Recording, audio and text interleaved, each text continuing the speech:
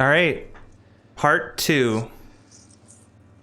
And remember, we're now on part 2.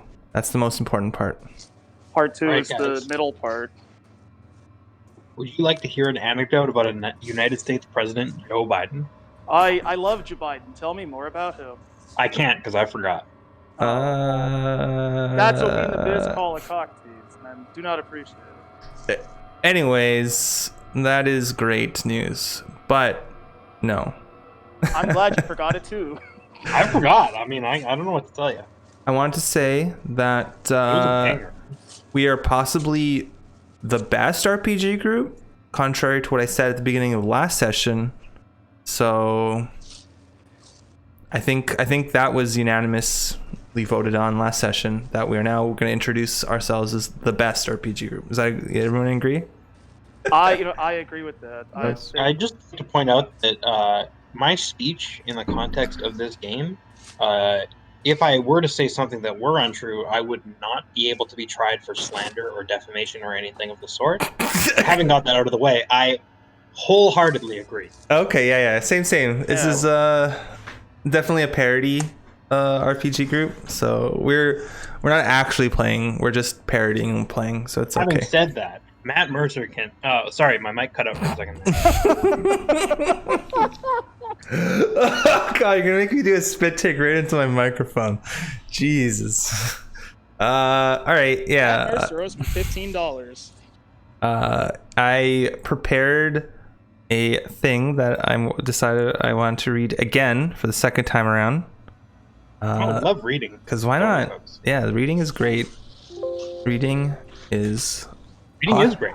I ain't never read a book in my life, and I ain't about to start. I mean, Well, luckily each for to your you, own. RPGs are not books.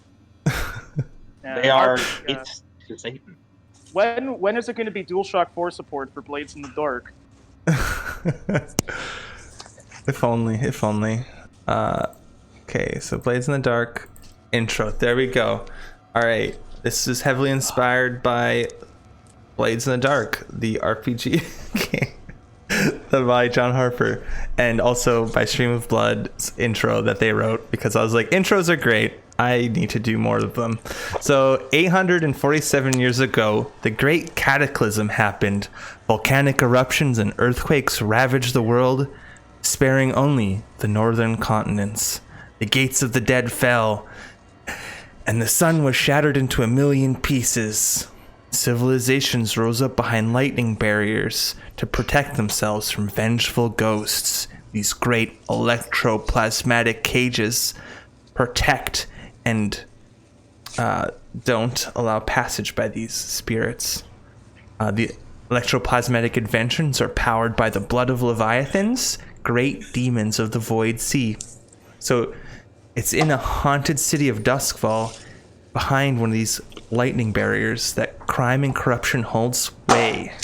In the city of that never sleeps, because there is no day, the hawkers, nudge nudge, you guys, of Red Ichor sell wares in the watery streets of the Silk Shore, a red lamp district of Duskfall, known for its vice dens and crime, catering to all sorts of fiendish desire.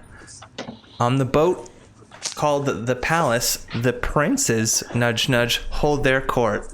All right, now can each of you tell me a sentence or two about your character, and we will start with I don't know, Charnel, Tyler. Are you in any process, or are you walking up and down stairs? How did you know that Charnel's stalking the streets of the palace, or outside the palace? Charnel is somebody who is he's a very sophisticated, very classy assassin who enjoys nothing more than getting the job done, being efficient, and all that wonderful pornography. You don't need to introduce your vice every time you speak, but I think that's great. I think I have to, because people need to know that I appreciate when you can smell content. Oh God! All right, that was our cutter. his non-street name is Cuvier Spillane. Now let us look at Sly. Andrew, can you tell me a couple of things about Sly?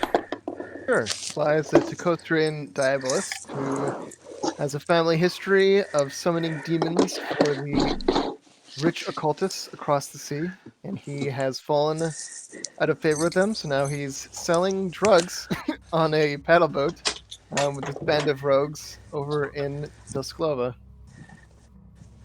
Alright, that's cool, yeah. His non-street name is Jonathan Timbleburn, and he is a whisper.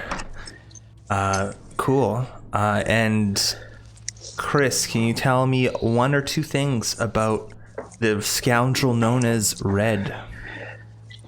Yeah, Red's a burglar, second story man, a thief, who got tired of trying to make an honest living trading and decided it would be better if he acquired his own goods to sell. He's a Goblin refugee who has come to the city of Duskfall more or less against his will, and has a great desire to make something of himself.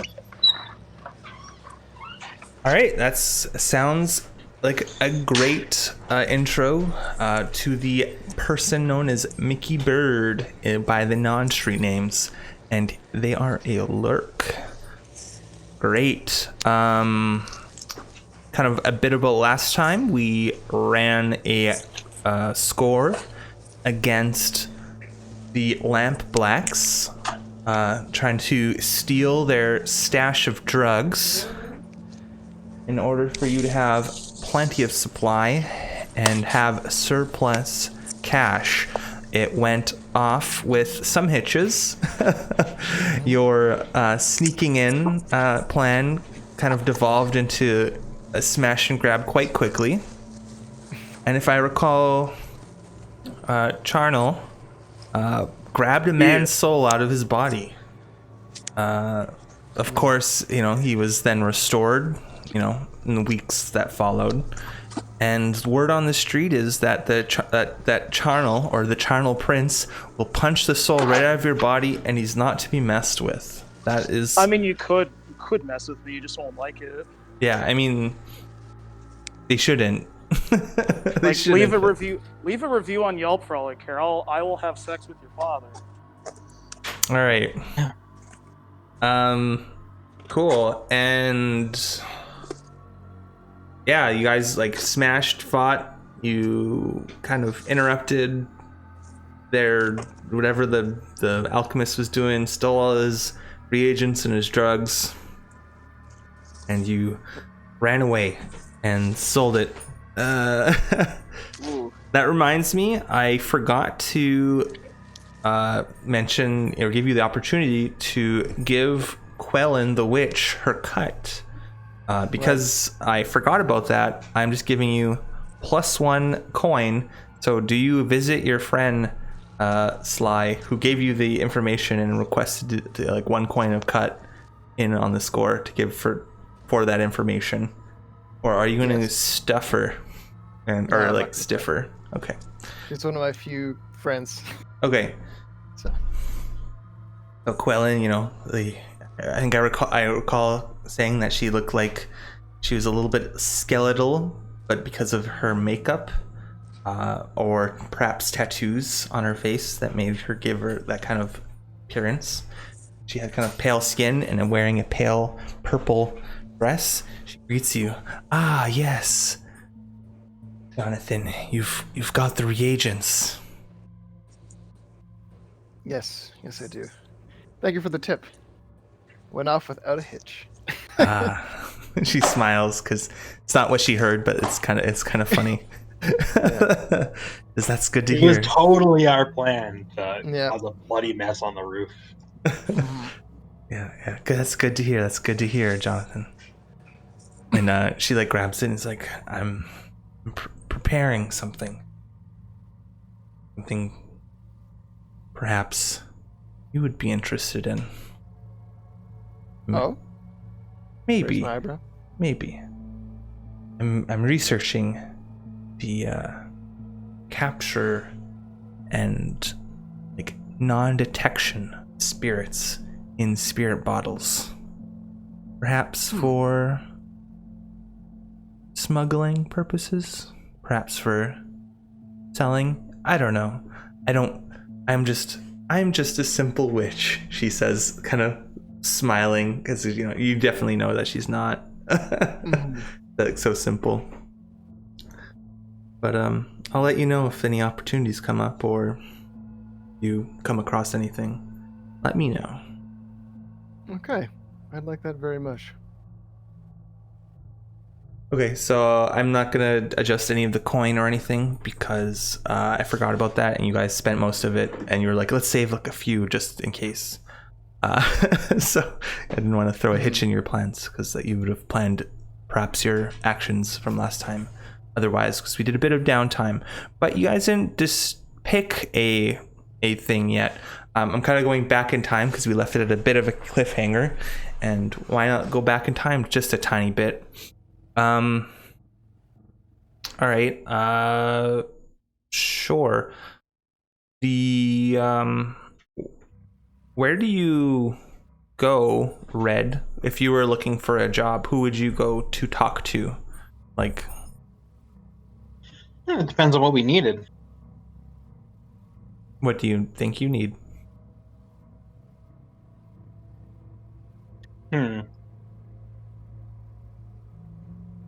Remember, your crew has a contact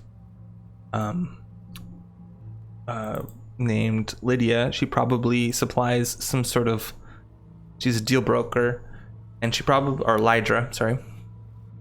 Lydra, and she probably supplies some sort of illegal reagent or the drug Red Ichor itself. She probably sells you most of the reagents. But now that you have surplus cash, but not a lot of, you have like a lot of goods to move, but not a lot of dealers. Your dealers kind of stayed the same. But where would you go looking for like people to sell, or would you like stay in your boat? Or who would you ask, I guess? I mean, I think that's the sort of thing where we could go to Lydra and be like, hey, can you put us in touch with some reliable hawkers, I mean, you're hawkers, but I mean, no, sorry, I mean like as in like a literal, like someone who will go around and like sell things, like we'll give them a supply, they'll go around, sell go around to their contacts and sell stuff, and then bring the profits back, and we'll give them a cut. I don't know. I don't even really know what you're asking. So you go to like Lydra to try to like say something to her, right? Sure, yeah.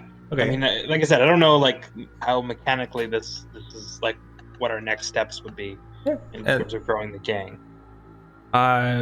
You just perform jobs and you figure out what you want to do, I guess. There's the No, I know. Yeah, no. I just like if I would go to talk to her to like clearly I'm going to her to set up a job of some kind. Okay, so I just brought up the crew sheet and I will switch things so that we can see it. The crew sheet has a number of claims, or you could do something that's not about this and about something else more personal. If you, for example, you just want to do some like a quick sales thing to get more coins so you can heal up or something, you can try to do that. If you're trying to get like pull some sort of political person in your pocket, you could try to do a local graft. Usually they'll already be kind of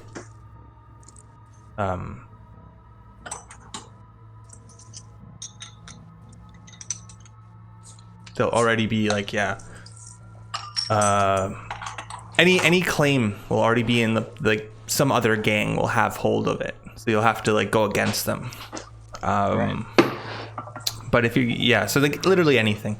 So you go to Lydra and she says, aye, so you've moved the goods and you're coming for more.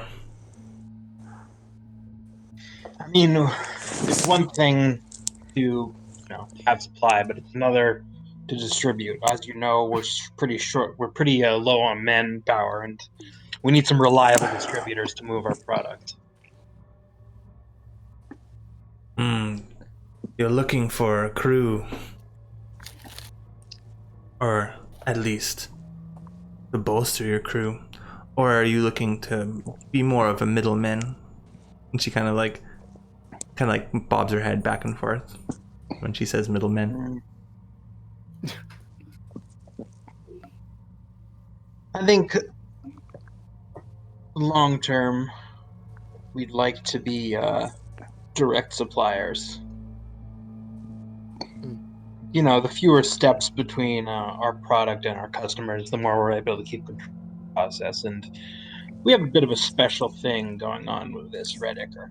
So we'd like to, keep as tight as wraps on it as possible. She nods and says, "Yes, it's quite special. Quite special So indeed." I don't think, ideally, that we'll end up being middlemen. I don't see us as, at the top of some pyramid of sellers and distributors. We want to keep things close to the vest. Yeah.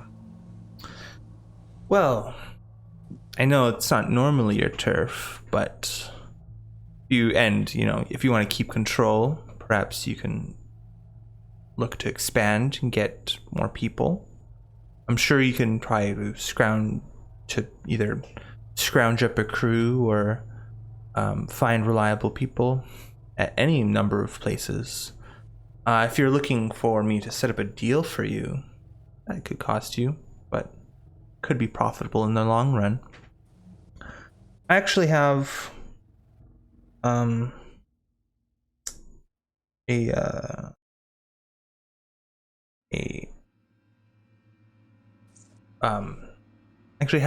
perhaps an opportunity that you would want.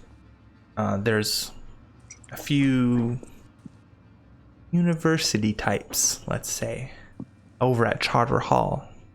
I know you don't normally make your way there, and it's more of the strongly illegal sort of thing. Here in, she kind of like motions to just around here in Silk Shore, there's not a lot of security, let's say. That basically the Bluecoats don't go to Silk Shore, and the Silk Shore is more or less policed by the gondoliers themselves, who have a semi-rivalry. My character is aware of that. That's why he spends all his time out here. Yeah.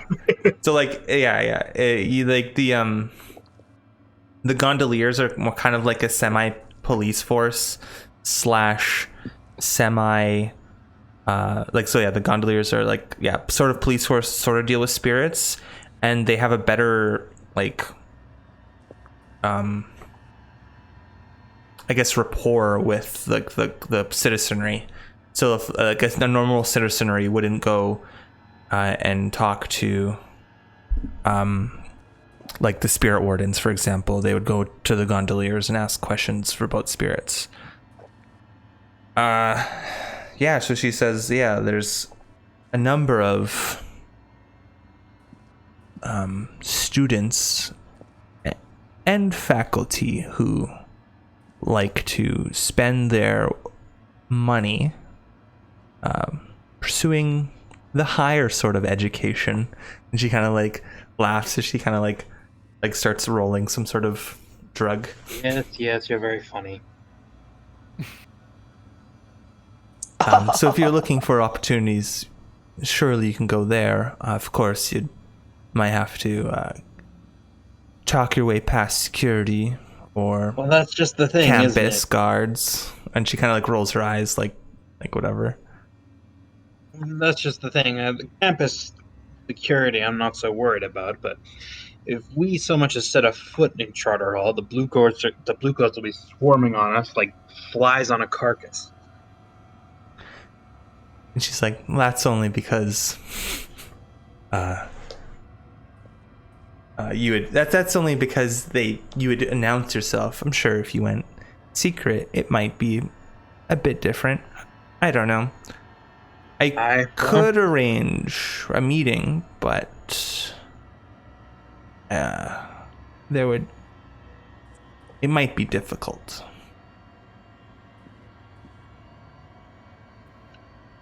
Well, a big sale there might give us the coin we need to expand our operations. I mean, as it stands, I don't know how we're going to get more crews to distribute without the coin to pay them. Mm. All right, Lydia. Okay, so I'm just going to give you 2 facts. One, if you wanted to, you could pay 1 coin to temporarily get access to a crew. So you do the acquire asset action, the downtime action. I know we're still in free play, so you can still do downtime actions. So you could spend a coin to acquire like a cohort and to sell drugs while you do a different thing. And then we would roll to see how much money they got. Or you could acquire a cohort. It'd be probably because it would be equivalent to your tier. So a tier 1 or tier 0 cohort is like 2 to 3 guys who aren't like specialized. Okay. But yeah, and the other thing I wanted to say is Lydia, so yeah, like Ladra is trying to say that like that you can, she has there's like contacts that you could go there, and I forget what I said at the beginning. That she could put out, like she can probably try to arrange a deal for you to get like do a mission where you get a cohort, for example, is like the mission. Yeah. That would be the mission. Okay, so Charnel, we're just gonna switch over to Charnel. What would you? Well, we can talk about it out of character before my character makes the decision. Yeah, or we'll fast forward and you guys can all talk into character together, or what have you. For example, because you can just be like, "Oh, I'll talk to my friends, so I'll come back." Whatever. It's not like pressing. She's not going to take offense if you need to. I mean, I suppose you don't get to be an information broker if you're an impatient type. Yeah, if you're just dickish. Doesn't seem like the most compatible career paths. So who would you go talk to in between times, Charnel? Who would I go? Yeah. I think I would go talk to Mercy. An old friend. I'd like to meet up and we can exchange stories, hang out. Even though we don't see eye to eye, we still appreciate the craft. Okay, yeah. So Mercy is a cold killer who, she's kind of wearing more or less very like athletic, kind of tight-fitting gear. You probably described her as that you guys went off last time to like a gallery / club, because you have your vices and she has hers. Somehow related to yours. You're not 100% sure. She often comes with you, but she like exits, and you're probably like talking to someone and having like drinks, because you like smut, but it's all about the luxury. It's all about the opulence of it all. So you're having like drinks and people are like bidding over like paintings and whatnot. Yeah. And she comes up and she's like kind of like doing up her hair a little bit, and she says, what have you gotten into? What have I gotten into? More like what I got out of. And she kind of raises an eyebrow at that. Still thinking about that skirmish. She smiles and she kind of like laughs, like kind of like throatily. You mean the one that people are saying you punched someone's soul out of their body? Surely that can't be true. She kind of scrunches her face up. Either way, By the way, I gave him 1 too. She laughs and like gives you like a light punch on the side, and she says, yeah. She does that. I pretend my soul likes it's my body. He's like, oh, did I injure you? And then she says, I've heard you're working for the Hive. That's one rumor amongst many. If you wanted to become friends with them, I know they have enemies in Crowsfoot, particularly. So hold on a sec. I just need to figure out Enemies. actually which ones are which. It's too many enemies. Enemies. Everyone's got them.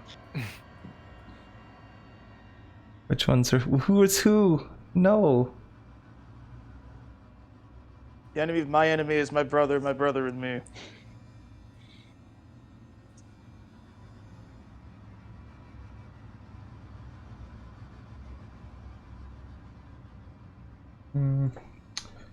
I believe it is.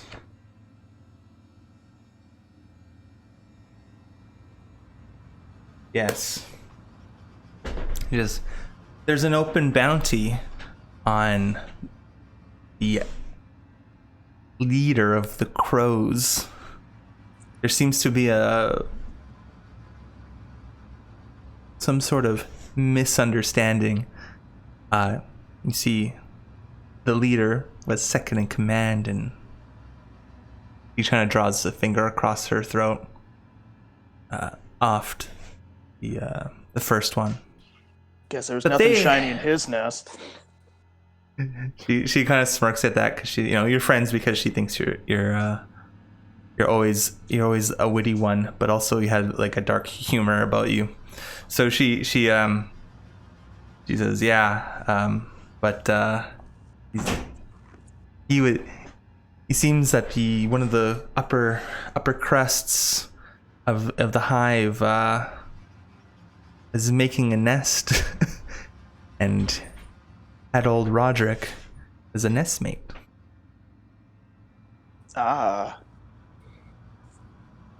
So I can facilitate a murder of crows. That's what you're saying.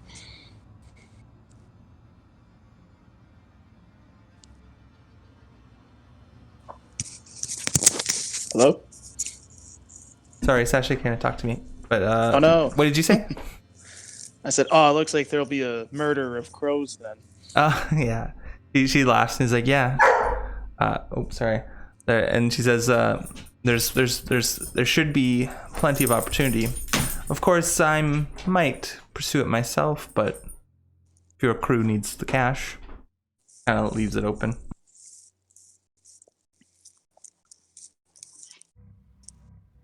I think we'll take what's shiny from their nest.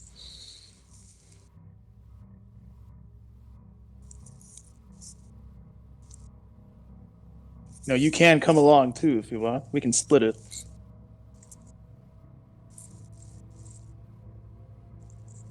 She thinks about it and says, well, I tend to work alone, but let's think, if you seek this out, perhaps it could be more of a friendly rivalry sort of thing. We'll help each other out if there's heat, but killer gets the cake. I say you got a deal, and I smash a cup on my forehead. She laughs and is like, well, if you take the deal, if you go after the contract anyway. And you go and she probably like orders 2 more drinks because she wasn't drinking just before. So then we'll cut to we'll cut to you guys talking about it on the boat. I'm just gonna go do some as the GM. I'm just gonna like step away and do some laundry, but you guys can talk either in character or out of character about what opportunity you have. Of course, we'll be starting the play as in timeline with the blue coat. That's another opportunity. And then also there's a word on the street, it's just in the context, that there's also a blue coat in Charter Hall that takes bribes to frame people for crimes. That could be a potential thing also. So I'm just gonna go step away and you guys make a decision. Takes bribes All right. to frame people for crimes. Well, it'll be tough to commit to a decision when we don't really know what the guy who's at the boat wants. But we can talk about like what options presented to us so far. Yeah. Was he still here? I forgot. Well, technically, we haven't like progressed past. Technically, this happened like before that happened before, or this happened before that, from what I understand. Yeah. I just imagine we'll be right back, and we close the door on him. He's just out there on his little boat. I mean, No. I think so. Yeah, Red is like deeply suspicious of your opportunity, the opportunity you present, Tyler. He's like, Colonel, I know you're a body man and you're not afraid of taking a life, but my God, we barely got away last time. I'm not eager to go volunteering to cut another man's throat so soon. I'm all about the thrill of the hunt. Never Here's back a- down. I mean- Never back down from a back down. Well, how about hunting up some new supplier or some new distributors or some new clientele? I mean, God, we're supposed to sell things. So if I'm hunting for that, what's the throat slash? This imagery's falling apart. Where's the kill? I like just shake my head. You know why I'm here. Why are you here? I just love killing. Look, Charnel, there's always going to be killing. We live in a rough business. We all know it. We But live in there's a society. big difference between acknowledging it's necessary and seeking it out. You're right. We can do two things at once, though. I imagine maybe we can go after the head of the crows, and maybe they can give us a lead.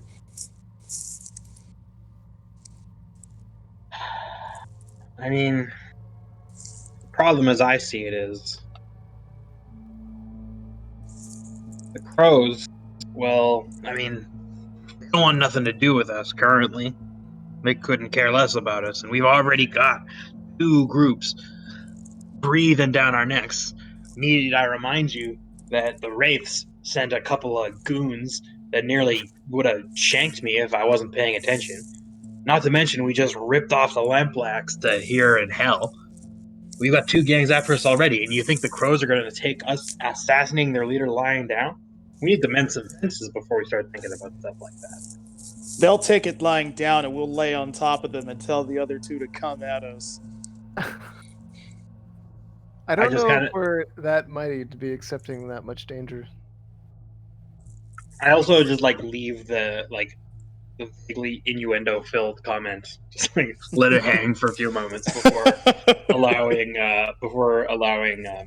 Sly to change the subject. I'm just panting now. I appreciate that you and Mercy have a relationship, and that's all well and good, but I'm not sure that her interests are well aligned with ours. Useful enough, but well, we'll see.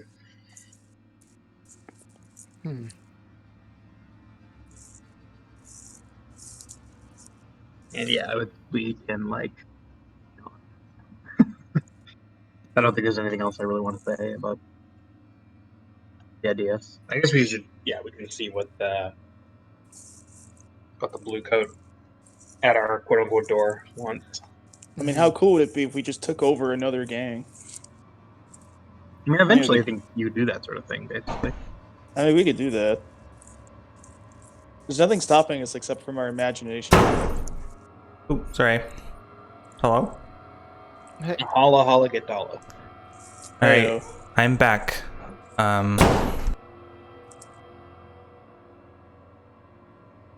Sorry, I was closing the door. The dogs are. Would you make a decision? Come up with some sort of thing? I mean, we want to see exactly what this blue coat at our door is all about before Okay. we make a final decision. But I think, generally speaking, we were leaning towards one of what's her name? Lydra's opportunities. At least Red was pretty strongly against doing the murder for hire. Okay. Yeah, so as I described before, he coming as semi-descript. He has like a cloak over top of his kind of uniform, kind of hiding it. Obviously, he's on doing this during company time. Otherwise, he would have changed into other clothes. But he doesn't. He don't care. You know. The bastard of a police officer comes paid a gondolier to look the other way nervously as he approaches your boat, and like rang the bell and was like, "So, do we have a deal? No funny business, and I get money. Or I get money. You get money. I get what I need." what do you need exactly? Drugs. Much as you were gonna give me. But I mean, are you in the market for a particular substance? He's like, kind of shrugs a little bit. And he's like, "You got good drugs." This I ain't no have some Kirkland money. brand Raker. Well, we have better than good. I'd like to point out that I will not be contributing this conversation because I will not go face to face with the blue coat unless I absolutely have no other choice. Oh, why is that? Oh, no reason. Okay, fair enough. So I will leave you two to handle this conversation while I lurk in the shadows And he's just away like, from the door. "Listen, you have drugs. Here is a warrant for your arrest, Crowsfoot." It doesn't surprise me. Well, if you're not specific, I can certainly sate your desire for narcotics. Here, come sit. He In our says, cushioned area, I'll bring you some sample. "I'll take it on the road. I'll prefer to do it after work." Very well. I'll hand him like a small sample of Redeker just to give him a taste. If this is good, be back, I'm going to and I'll expect some. And he says, and and as he's leaving, he's like, "I'll expect a discount." And he kind of like taps his hat that he has on his lap, like the big old bobby hat of the blue coats, as he like whistles to the gondolier to move on. After he gets onto the boat. Okay. Says, "See you in a bit." My pleasure. Okay. Yeah. So yeah, he like goes off. He'll be back probably in like a day or two. Okay. Probably because he's in need. Actually, he'll probably be back tomorrow. So you have like the day to kind of. I laugh if he literally is back and like he just goes around the boat and comes back. He's like, "I need it." No, because he takes it home. He'll do it or whatever, do whatever he needs to, and then he'll come back. But yeah, there's obviously opportunity there to, he killed the last dealer for pushing the relationship too far, but you know, there's still opportunity there to push that relationship as far as it were. I think we were in agreement that like our drug is administered through like an eyedropper, right? Yeah, it turns your like eyes a bit So you red. get like handed out little vials with like a screw-on eyedropper top. I'm down with that. Yeah, that's sick.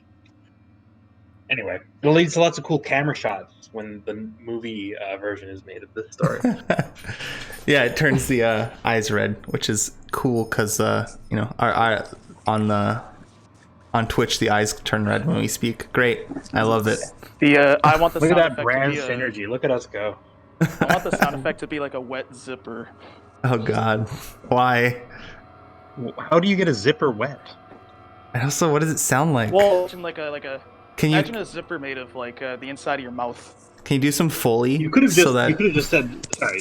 You could have just said flesh. You could have just said flesh. That would. just do some Foley, Tyler. What does that sound like? Please do not do Foley work of a flesh zipper. Thank you. Sorry, you cut out for a second. What? But please do not do Foley work of a flesh zipper at any cost. No, I think there's a huge market for flesh zippers. Yeah, I'm not just talking to you guys. I'm talking to like anyone who hears this ever. Anyone within the sound of our voice, I want to hear your best flesh zipper. Subscribe to our Patreon. If you have the best one, we will put you in the game for a session, then kill you. It will kill you in IRL. No, I was joking. No. I might. I would if they're not paying. So there's plenty of opportunities for a young hawker gang. Plenty of things. Of course, you have some enemies whose relationships you could smooth over. After the blue coat leads, I sent out to my fellow gang members, and I'm like vaguely mad that you gave him drugs, but also like not really, because I understand that you have to do the business, but I'm like, he's gonna hold that over our heads until we're all in the grave. You mean he's gonna go and report us back to the authorities? If we don't do what he wants. Well, what's the worst that could happen? And then I look at a camera that's not there. I don't think you made the wrong decision or anything. I understand. You just don't. We shouldn't make a long-term habit out of a guy like that. I mean, who rolls up to a fucking drug dealer's boat and says they offed their last one? Someone what kind of man does that sort of thing? I'll be honest, it's kind of alpha. Well, if you want to fuck him, that's your business. Yeah, I think Me, for my part, I'm keeping my distance. that's fair. I think we're in a better position than you think. We're better than you think, but worse than you'd hoped. Wait, no, I got that backwards. Let me try that again. I don't disagree. I'm just saying we should have a contingency plan, because that relationship will not last forever. Sly sort of rubs their chin and is like, interesting. I can Anyway, arrange contingency plans. All right, before we talk about all the thousands of plans and thousands of things, Blades in the Dark does this cool thing that we just need to pick the general avenue of what we're doing next, and then we need to pick a general method of accomplishing that, and then we'll jump right into the action. So, yeah. Which kind of ones of the two, or not two, but like, I guess maybe 4 or 5 hooks that we have out there, would you be willing to look for, or look after, look into, do? What's our next score, guys? We kill the president. I think, I mean, I do like the idea of making a sale to a bunch of university kids. That seems fun. I like getting That would kids be a addicted. fun Yeah. like mission to do. On the other hand, I feel like it would be also like really useful to get a crew to add to our distribution capacity. Like that would be like, that's a less like sexy idea, but it is probably more. It's probably a good move. Yeah, my personal leanings are, if I'm looking at the hooks that are actually on the screen here, are the make friends with a faction and local politician protection. Just because I feel like we need to. So I mean, that could be the selling to the university kids to like make nice with your contact who might be connected to other factions. Because I feel like at this moment we are a bit on the edge's knife when it comes to having more people that want to do us harm than people that will protect us. So I think it would behoove us to actively gain allies if at the very least we can't reduce the amount of enemies we have. So that's where I'm leaning. I'm just looking. I don't think that the university is a faction right now. We could make it up and put it in if you wanted to. Well, I'm just thinking like because Oh yeah, I guess you added as an institution. Yeah, I guess it would be an institution. I don't see it written here. Yeah. well, because like Red, that deal was between you and Petra, right? Or who were you talking to that was negotiating that with you? Nothing's solid yet. She's just saying she has some contacts who are looking for who might be interested in our supply. To be frank, I mean, we can make decent money selling the silk shore, but Yeah. I mean, harder all. If we can establish this, we're gonna be rolling it.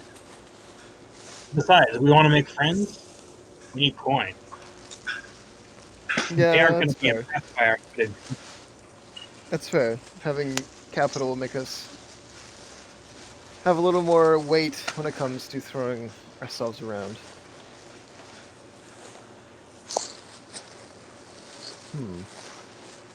I like that. Oh, and just to let you guys know, I probably would consider this as seizing turf. And so someone is probably already selling to students, and they might look negatively at you. So, Well, they can look on as we strut over and deal drugs to those students. yeah. Kids need slappers these days. They need that venom, that Yeah. sweet, sweet ichor. And someone's currently giving them the slappers. So they look at you as potential threats, I guess. The kids or the dealers? The other dealers. Oh, No well, yeah. no piece of Duskfall is free from crime, and everyone's trying to seize stuff from everyone else and keep it for themselves. So do you...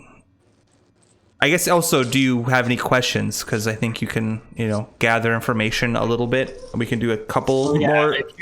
If you have like a seized turf.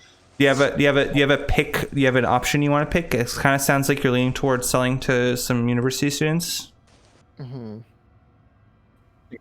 But if that were flavored as a seized turf, how would that work? Like, would that mean if we succeed the operation, we get to like a box on the crew sheet, or Yep. what? Yep. Okay, and it would just be as simple as like turf. Yep. It would be the turf one, and you'd have like turf you sell out of. Of course. That would benefit us in. How does having turf benefit us exactly? So turf, well, not only it's a box and a crew sheet. So basically, you'd pick one of the two boxes, left or right, on the layer. And then it would, everything around it, adjacent to it, is a little easier to get. Because right now, if say you wanted lookouts, it would be a little harder to get it. Or if you wanted a vice den, it would be harder. But if you had the turf and then got it, it would be easier. Additionally, turf would fill in. There's a little rep counter, and then there's on the right of it, it says turf. And there's grade boxes. It permanently blocks one out, so you would need less rep in order to go up a tier. Okay, the more turf you have, the easier it is to level up. Yeah, or at least level your gang's tier up. Additionally, you're about halfway to advancing. So if you just advance to crew, potentially you can just buy a crew upgrade. So when you advance with your crew, you can. When you advance a crew, you can either pick one of your special abilities. You gain one, or you can gain 2 of the kind of crew upgrades check boxes. In which case, I think a new crew or cohort costs 2, but then you can gain a cohort. You could also do like gain a cohort as like a long term action or a score in itself. So there's many ways to try to like do things. There's many moving parts in this game. Okay. No, yeah, that was a good overview. Okay. So I'm fine with doing this. What do you guys say? I can dig it. Let's make our plans then. And So- when we're ready, we cast off. So at the bottom of your sheet, there's some potential gather information questions for your character sheet. I'll let each one of you do one question before we. You've picked your target, and we're gonna do this will be a kind of scouting out the target, and we'll make a couple of rolls before the score. So, do you have any questions about the score, about the targets, about anything? Because last time we did like I was kind of let you pick out where they're weakest. This time that will not be the case.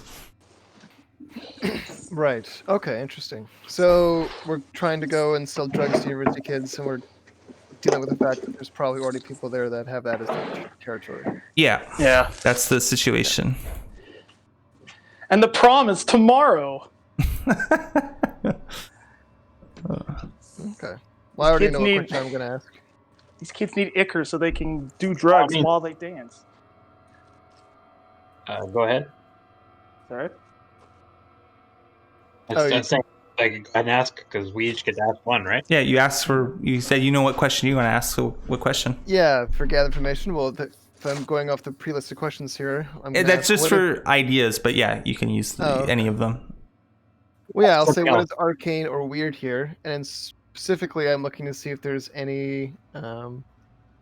I mean, I could settle with ghosts or spirits that are in the area, but if there's any demons or demonic influences in the area that I can consort with or interact with, I would very much like that to sort of have an ace in my pocket, as it were, when I was operating in the area, and even just to gain some information about like what is going on there. Like a demon sees a lot of things, and they know things usually in a longer history than most mortals do, so it could be useful. All right. And how are you using your what skill are you using to get this information? Typically, it would be maybe study or you can think of many ways to get that information. But what ability or skill are you using?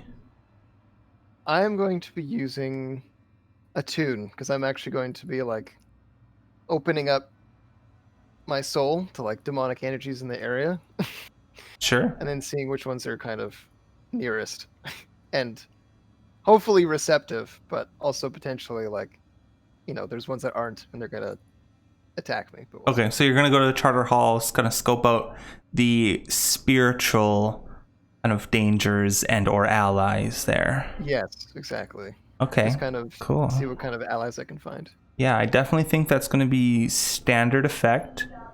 And I think I'm going to put you at... Do you have any specific protections against Leah? I have a demon bane charm.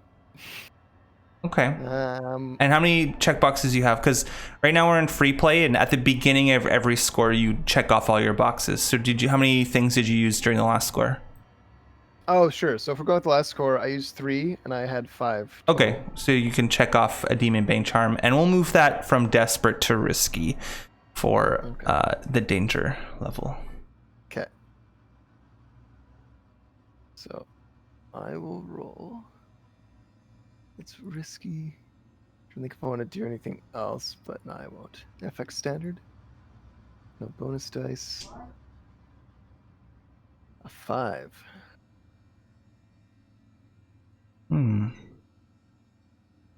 5, and that is some consequence.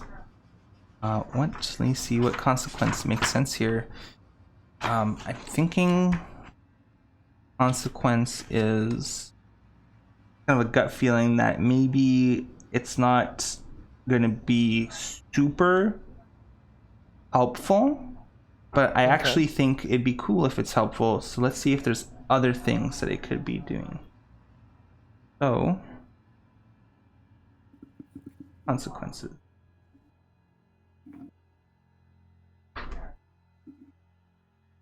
I don't know the list of consequences yet. So reduced effect, I don't want to be reduced effect. Complication.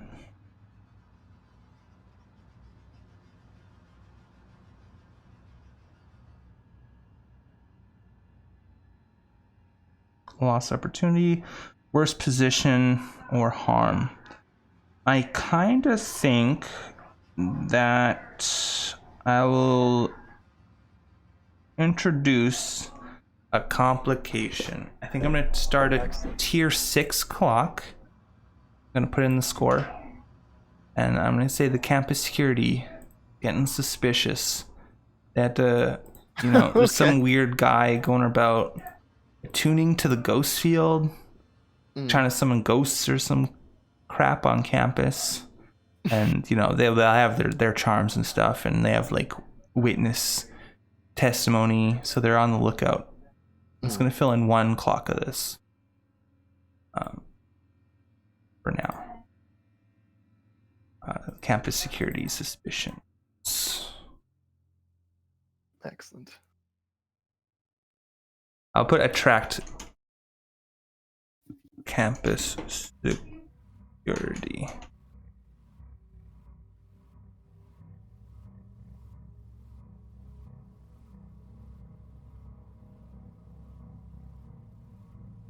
Yeah. Okay. Nice. But yeah, definitely you found out that there is, it's kind of hard to say. It's some sort of weird, you can only feel it on the edges of the ghost field, like on the edges of your consciousness. But there is some kind of hidden some sort of horror to potentially summon. You don't know what it is, but it wants to be summoned. It needs to be summoned. So using my my knowledge as a diabolist from my training across the ocean, I'm gonna know that one thing that demons are always drawn to. Oh, this is not a demon. It's some sort of spirit. Oh, it's a spirit. Yeah. Okay. It wants you to summon it to like manifest its body, or like a body, or like to give it a bit of power.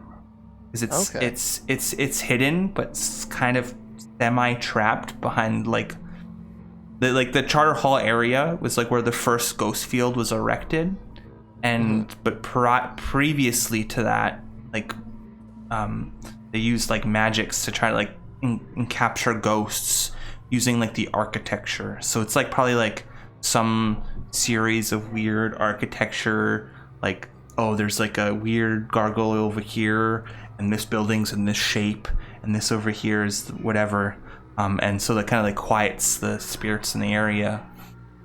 But if you were to empower it somehow, it would help you in some way. You get the feeling that it's not a very pleasant demon or spirit, horror, but definitely powerful, but the magic that locks it also powerful. So if you were to mess with some of the architecture and the like, weakening it and then called it, potentially summon it. Architecture in the lake? like architecture and the like. So like any of and the like. the statues or weird inscriptions in like the cobblestone path, or like weird like sigils on each of the doors and stuff. If you just went around messing with that during the score, and then tried to call it forth, it would answer. Can I actually do? Yeah. Can I do something to empower it now? So what end? What end? You get the feeling that it just wants to come up and wreck shit mostly. Okay. And it wants you to. I guess. And it wants to you wants your help, and then it'll help you. But you get the feeling that by help you, it means devour souls and the like. Okay, it's not the worst. So you want to empower it now before going. Yeah, I guess my goal is to like empower it so it weakens whatever is holding it, and then when I come, like, so it's like has time to basically wear down whatever is chaining it to be controlled. Okay, well, you don't need to plan that out. That could be a flashback once the score is, but so I can do that too. Okay, that's your question. Good. Chris, what does Red do, or what does Red have a question of? Red wants to know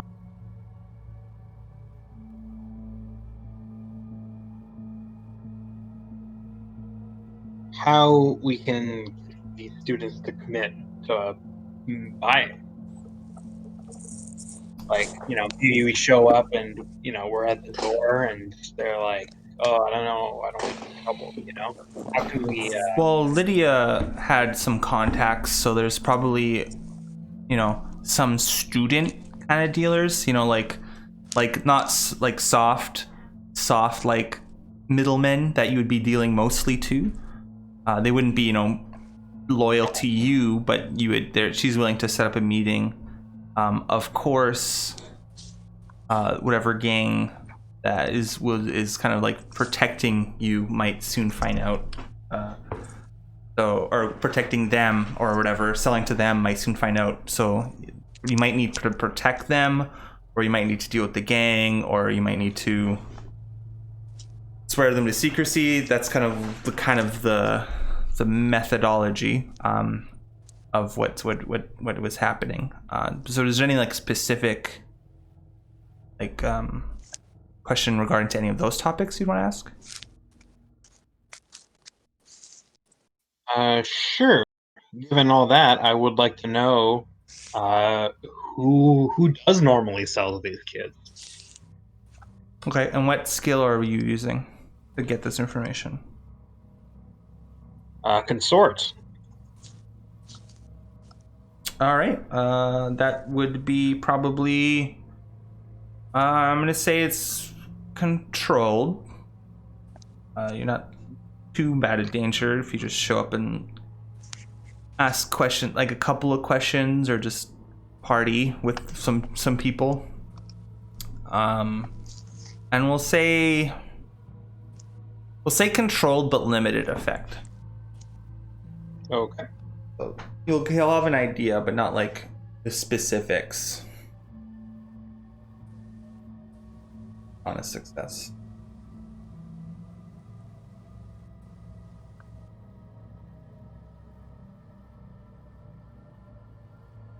Sick.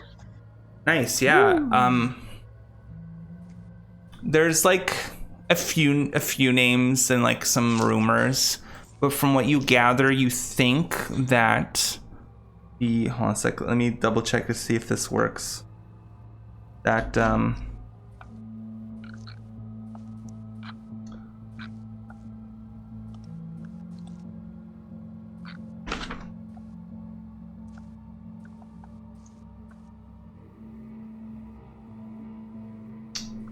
oh yeah, it's definitely the red sashes. They're actually kind of like more or less like of Bravo's gang, and they actually have a contract to be the campus security. And they are operating and selling to the students on the side. Right. So I suppose We won't be able to call in campus security to help us out if push comes to shove. That's useful to know. They're like sword masters, and from what you hear, they are rivals of the Lamp Blacks. Just so because Interesting. yeah, just being, I guess you walk around campus and you recognize, oh, the Red Sashes are, you kind of know that maybe they're rivals. There's like this big, huge kind of gang trifecta between the Lamp Blacks, the Red Sashes, and the Crows for Crow's Foot. And they all kind of operate with drug dens and stuff. But yeah, they are kind of selling their drugs to the students here. What drug are they selling? They're probably selling like a handful of drugs. I think your crew is probably the only crew that sells, the red ichor, but there's probably like already, you've been operating long enough that and it's such high quality that there's probably already knockoffs drugs that like people are like putting in their eyes and injecting into their blood that has like the same kind of color or maybe the same kind of effect of yours, but they're none have reached your quality. So they're selling like various of other kinds of drugs. For example, there's a drug called Spark that gives you like demon essence, and there's also a drug that gives you demon essence. Sorry, it's refined demon essence, and you just like put it in your body. And then there's other drugs. Hold on a sec. For example, popular among the students is a thing called blood needle. It induces a fever and euphoric mania, but it gives you rampant energy. So they, spend all night, writing manuscripts and stuff under the effects and like editing their work in the mornings or after their hangover has passed. Adderall? Yeah, that's kind of popular. There's other things too. That's a kind. So do you have any that's kind of sounded like a question. Do you have any questions that you would need to roll? Because that was kind of general information that you would probably know, being a drug dealer, that you'd be able to guess what drugs would be attractive to students. Do you have any questions specifically, Charno?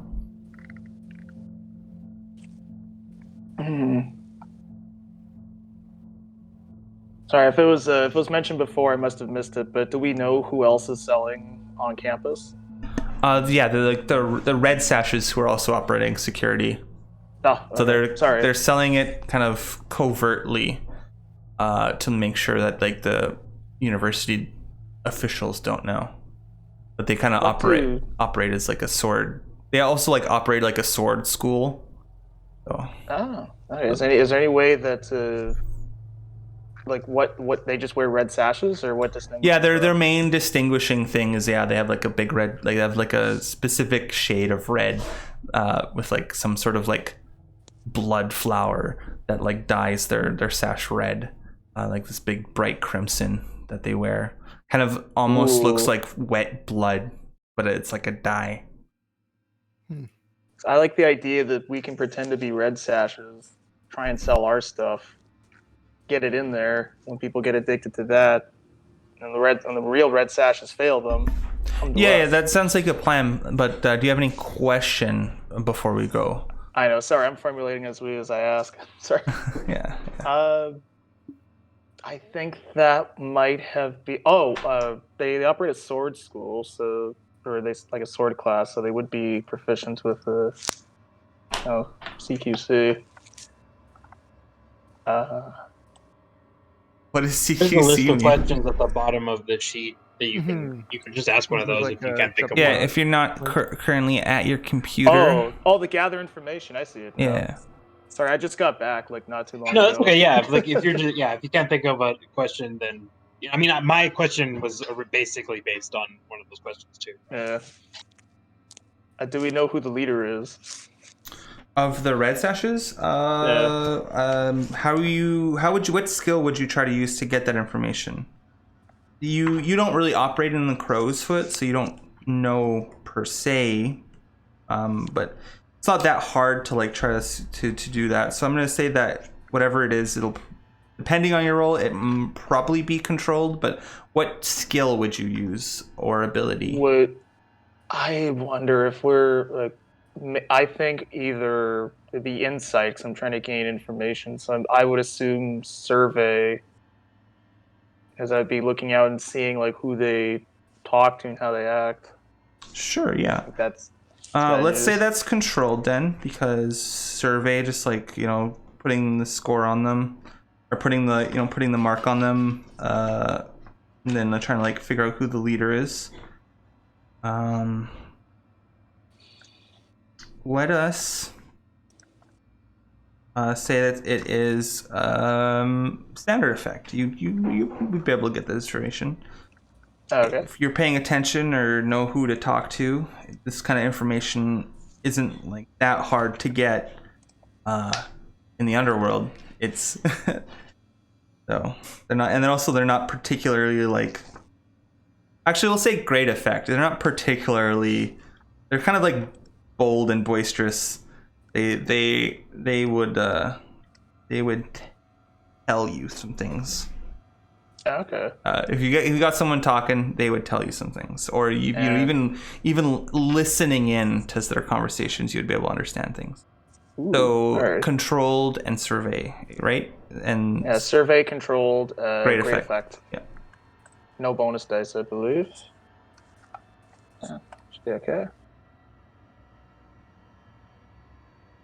Wow. As the French say, incroyable. Okay. Yeah, you were unable to ascertain this information. But no other bad stuff like really happens. Like, no one's really suspicious. You kind of like, you were trying to like plumb the crow's foot for information, but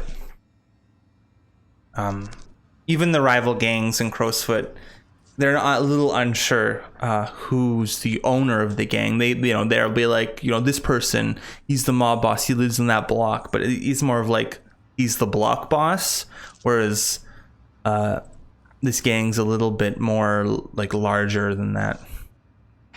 So you're not 100% sure. That being said, and the target is getting drugs into the hands of students at the university. You don't.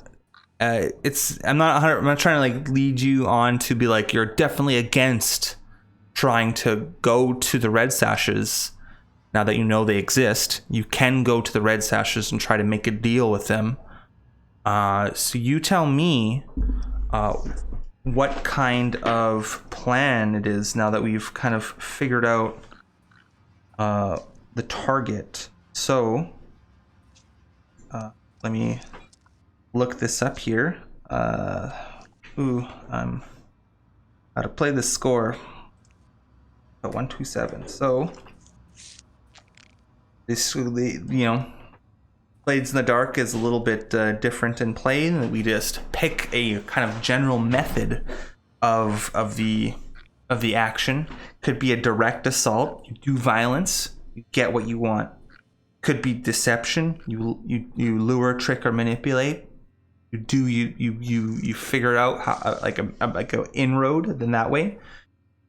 Could be stealth. You could sneak in and sneak out, and that's kind of how you do the things. Could be occult. You could try to summon a horror or something. You just engage a supernatural power to try to get what you want. Could be social. Could try to bargain, negotiate, persuade. Of course, who exactly you're bargaining will depend on the detail of like how you try to tend to do this, or it could be transport. You can carry cargo or people through danger. It's your free choice, but I'm not 100% sure on transport.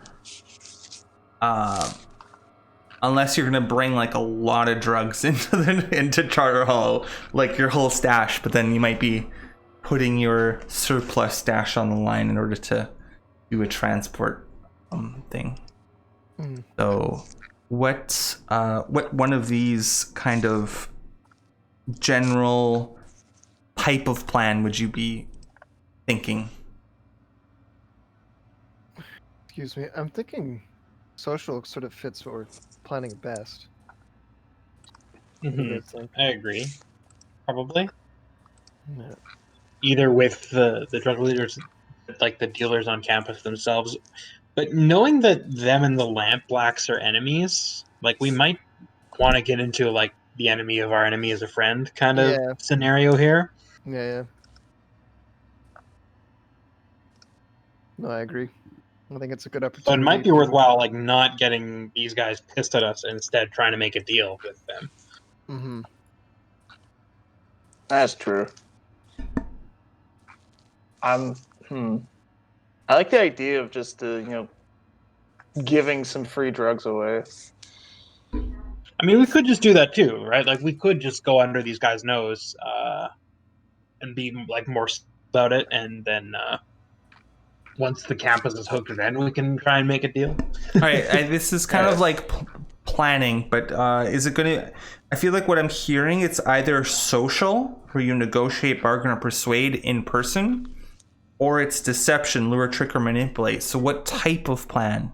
Yes, I know. That's what we're trying. That's what I was trying to enunciate. Is that like that's kind of what the tension is between it. So if the detail, I'm just going to tell you the detail that you would define would be the method of deception. So like what kind of trick it would be, or the social connection, who you would approach to kind of talk to this, or like to talk about who you would go to, make the bargain or try to persuade.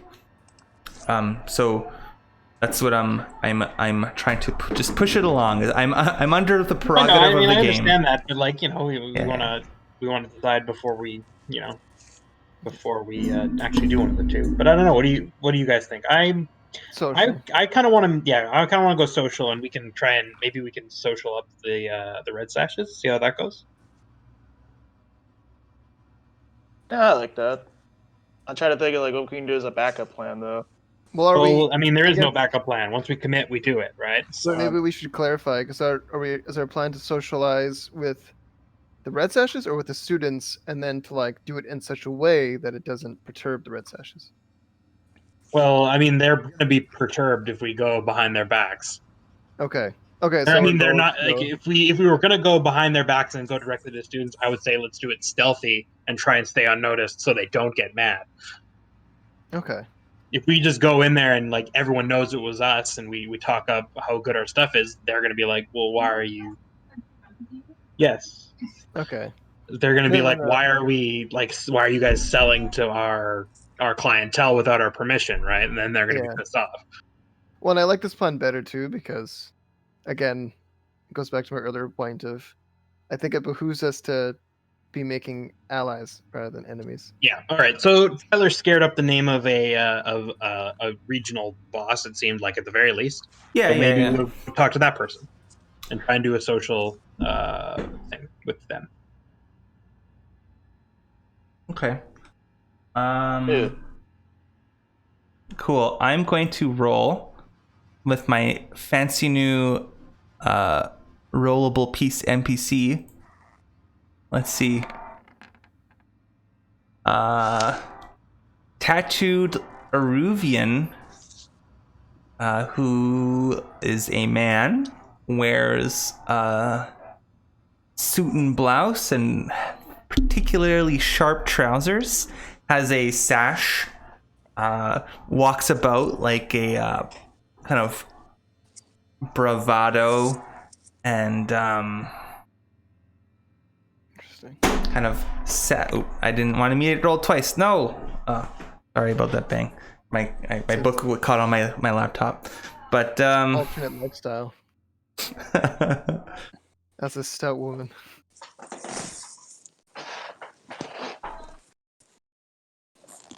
hold on a sec. Completely unrelated. My neighbor's cat is in the window. I can look at them, say, enjoy the sunlight. Hold on a Today's sec. a good day.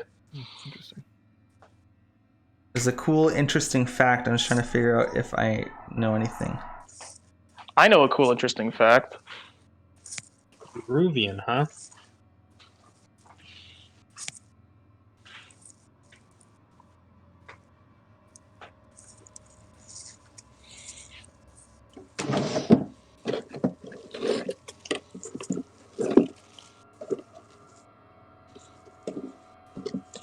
Okay, cool. That's cool.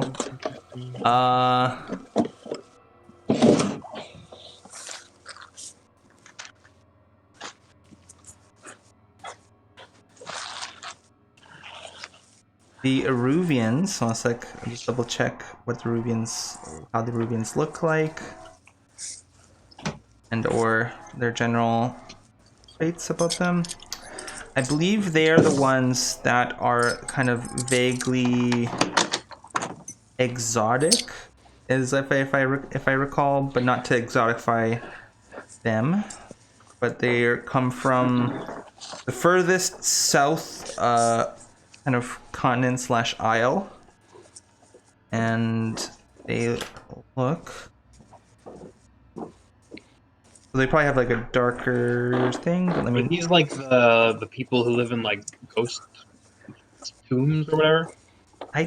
I'm trying to. I don't want to say too much. 239 because I'm not 100% sure. 239. No, that's not the right page at all. What am I doing?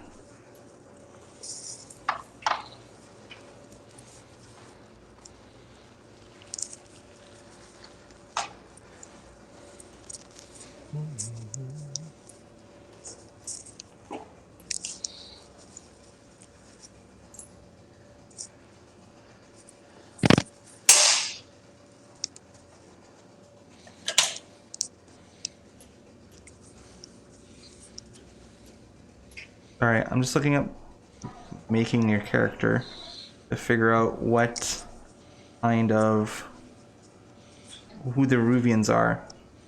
I've said this out loud multiple times to you, but there we go. Yeah, so they're considered foreign. They live in powerful desert kingdoms to the south. It's another diverse land of varying cultures, so it's kind of similar to Old Persia, Egypt, and India. So it's probably. I thought there was another thing that. I thought there was another section in the book that specifically said. Let me look at the index. Peruvian. Sorry, not to derail the game entirely, but I want to. I don't know. Look up heritage.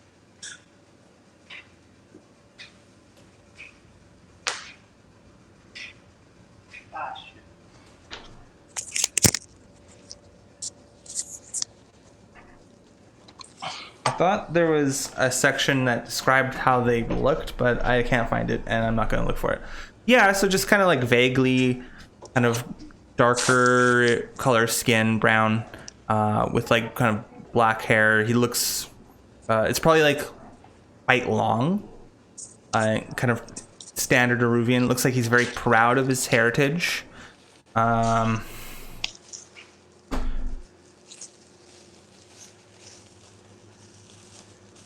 And yeah, I guess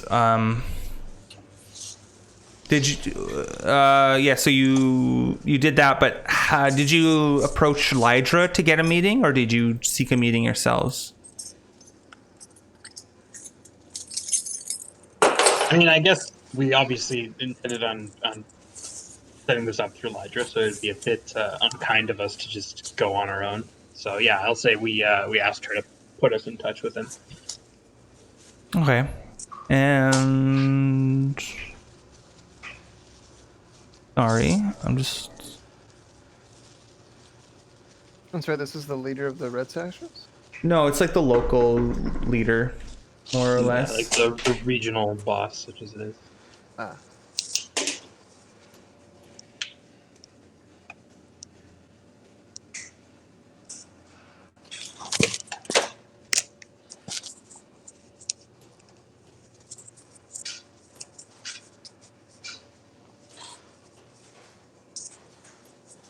Okay. All right. Yeah. Let us look up the fortune roll, then, or the engagement roll. So to engage in a conflict, we address a number. Once we start the score, we will look at how. Oh, and how are you planning? Are you planning like a meeting, face to face, or are you planning like, going to his drug bar, or are you inviting him aboard your boat, or?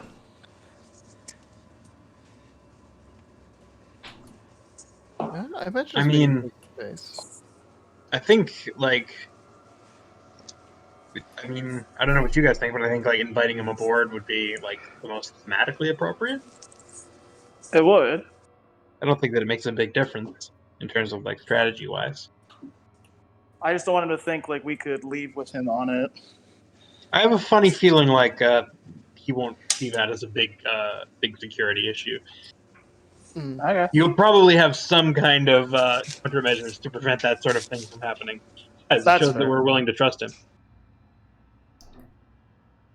Okay, so we're gonna roll fortune. For fortune, you start with 1 die for sheer luck. So let's start with the pool of 1. Is this operation particularly bold or daring?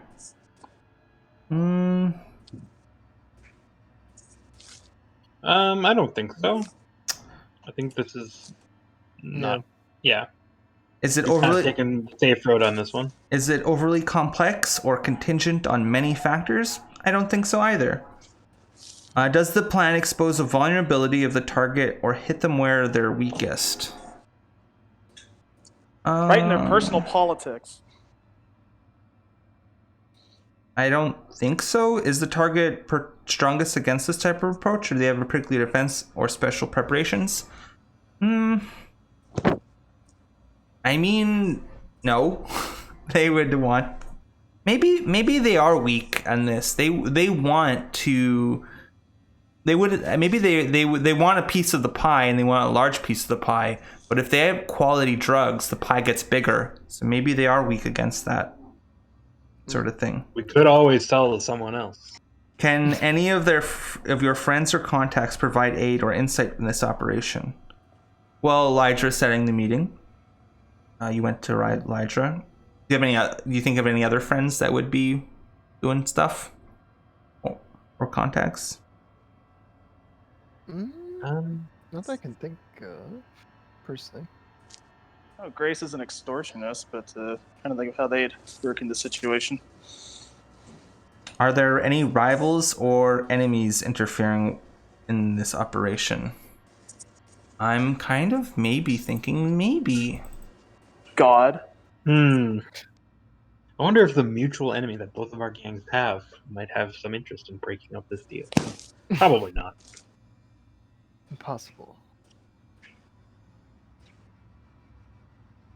Yeah, and are there other elements you want to consider? Lower tier target, maybe give you a bonus die. I mean, their faction they are a 2-tier faction, but this guy isn't that powerful in the gang, so it's probably null.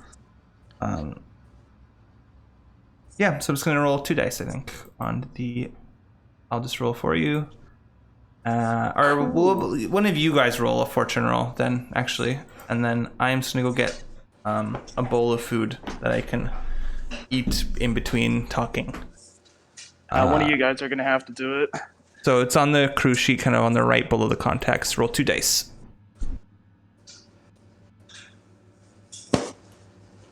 Who wants to roll? One of you two is gonna have to roll. I'm a little bit indisposed right now. Okay. How many dice did he say? 2. Hydra, Steel Broker. Beppis. Say- 4. I'm sorry, did you say Beppis? I did. I was reading out the word that Chris had typed into his fortune roll. I do love a good glass of Beppis.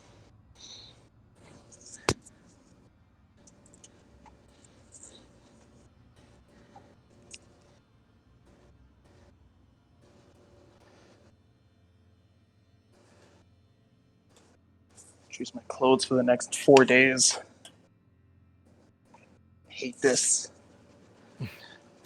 Soon we'll wake up from this nightmare. Sun will set on a new day after the hunter's dream.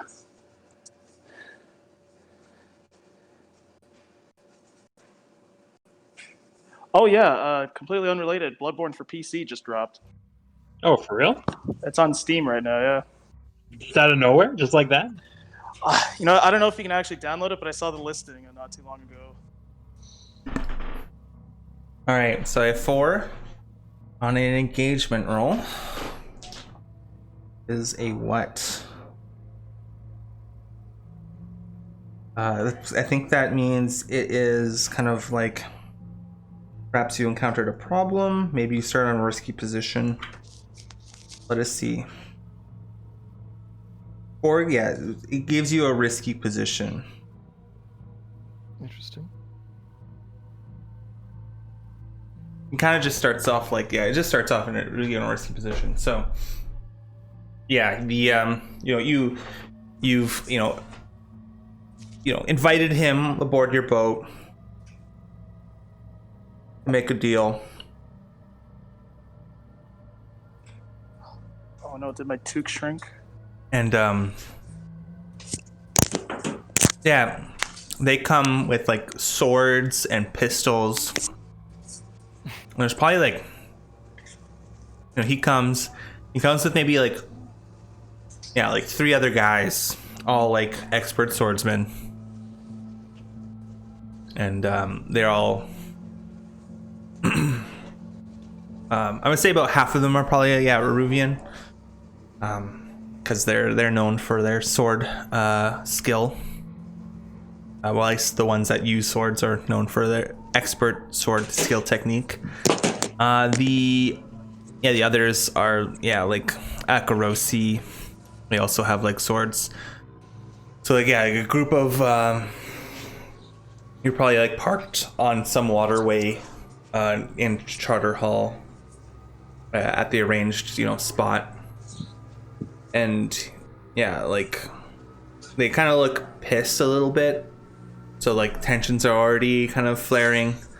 And he takes his they go into whatever room you have aboard your boat that's for specifically meeting / doing drugs. And they're all they say so what sort of plan were you thinking? Are you trying to cut us out? On the contrary, I believe we're trying to cut you in.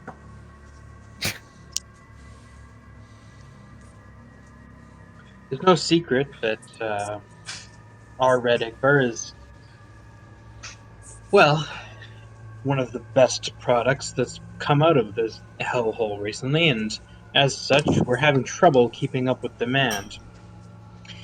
And so, we're in the search for some reliable distributors who already have networks capable of supplying the needy public. And from our investigations here, it appears that you already have such a what's the word? Such an Incroyable. arrangement already set up. and we would, be happy to make our product one of the ones that you're selling. I mean, that kind of sounds like the exact wrong thing to say. So what skill? So what are you trying to do here? What are you trying to accomplish? You're trying to kind of start convincing him. Maybe I'll make a clock, 6-segment clock called convince him. Convince. Okay. What did I give? Doesn't Did I want get? it, or No, he's upset about you. You called this product inferior, basically, and said that you're gonna cut him in because it kind of implies that you're gonna do it anyway. Convince. Did I give him a name yet, or did I not? I don't recall saying his name. I don't know if I don't think you gave him a name. Okay, either way, I'll just give him a new name. It'll be Milios. Melios. So he said, "Are you here to cut me out?" And I said, "Absolutely not." And he's mad that I don't want to do that. Okay. No, you're like, I'm gonna cut you in, and he's like, he doesn't need you. Yeah, he's a little mad. He's a little pissed. We don't need to sell here at all. Is the point? We could do something else with our time. Yeah, he doesn't believe that because although you came to him. Okay. So proud. convince Milios. What kind of roll are you making here? Pile of bricks, apparently. What kind of? He knows is how to be offended at someone offering to make him a lot of money. Yeah, he Make it far in this business, I can tell you. Hold the heat.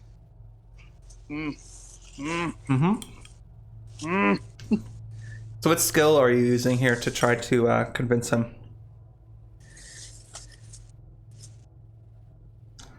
I mean, this is just sway, right? Yeah, you tell me.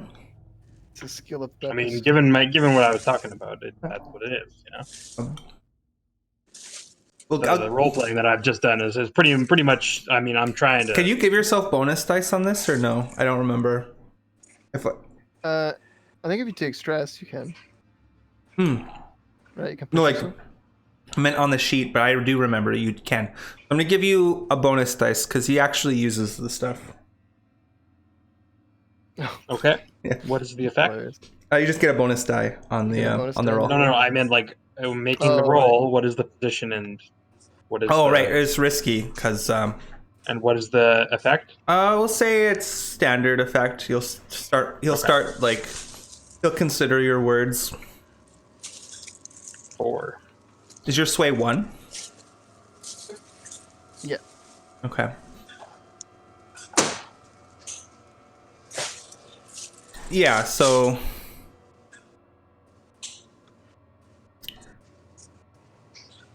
he starts liking what you're saying. I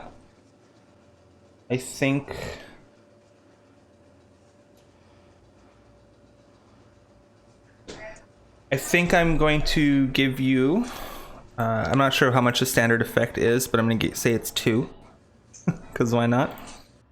Okay. So I'm going to give you 2 segments on this clock, and I'm going to say that directly convincing him of this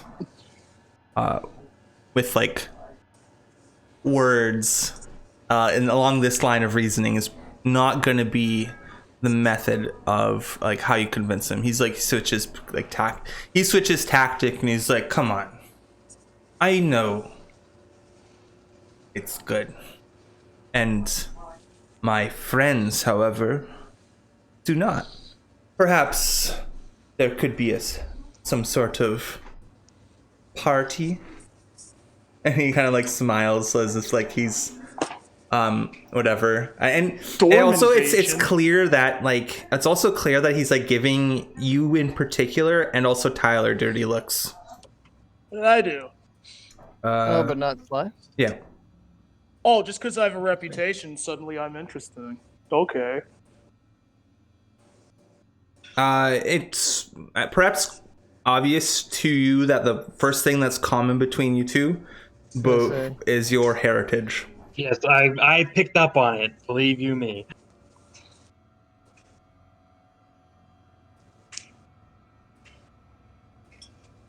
figured that was it. Just want to make sure. Yeah. So he like is yeah, so you know, my friends haven't had a taste. Perhaps you can sample the products before we make a deal. See how quality it is. And like, because you don't have like other sellers, you've probably like recognized, like there's probably like a few red sashes that you've seen. Maybe one of these are like one of the guys who like bought stuff for him. So it's all coming like a little hypocritical, because it's like obviously he knows, and probably some of them all, one or two of them all know, but it's just he wants you to throw him a party, and he doesn't want to say that throwing him a part, like, you know, giving him a bunch of free drugs right now means that you'll get it. It just means you give him a bunch of free drugs. This really worked out. How did it work out exactly? No, I'm speaking out in my head. Oh. Yeah. Are you I'm not saying that. I'm out actually loud. just gonna like put this attract the campus security clock away, because you're not directly on campus. Guys, get ready for dorm invasions. So what do you do now that he's like being like, you know, let's party, and not really the opportunity to like say like we'll make you a bunch of money, that method of argument isn't gonna work on him. It did a little bit, but again, he's not gonna work on him any further. So either talk about something new or do something else. So who's talking and what are you talking about? Okay.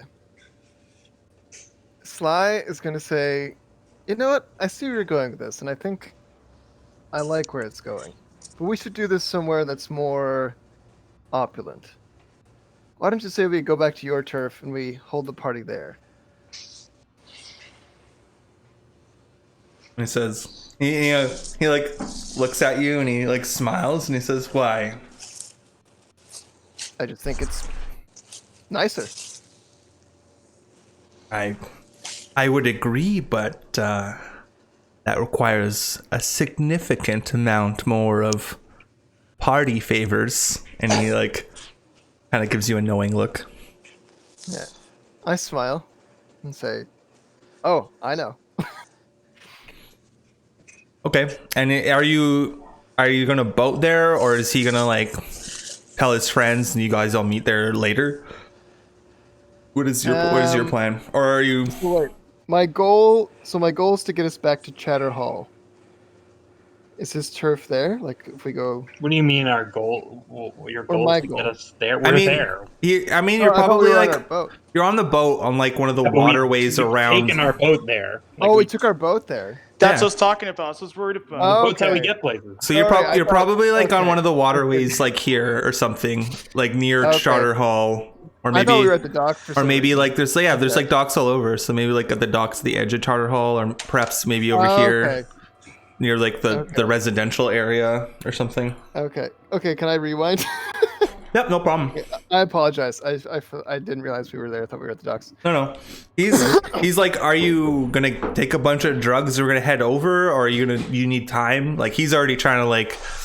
He already kind of agreed, like, sure, let's move this. But are you gonna show up with a bunch of drugs, or do we need to walk you No. over? Well, in that case, no. We can have the party here. Sorry, I didn't realize we were already in charge.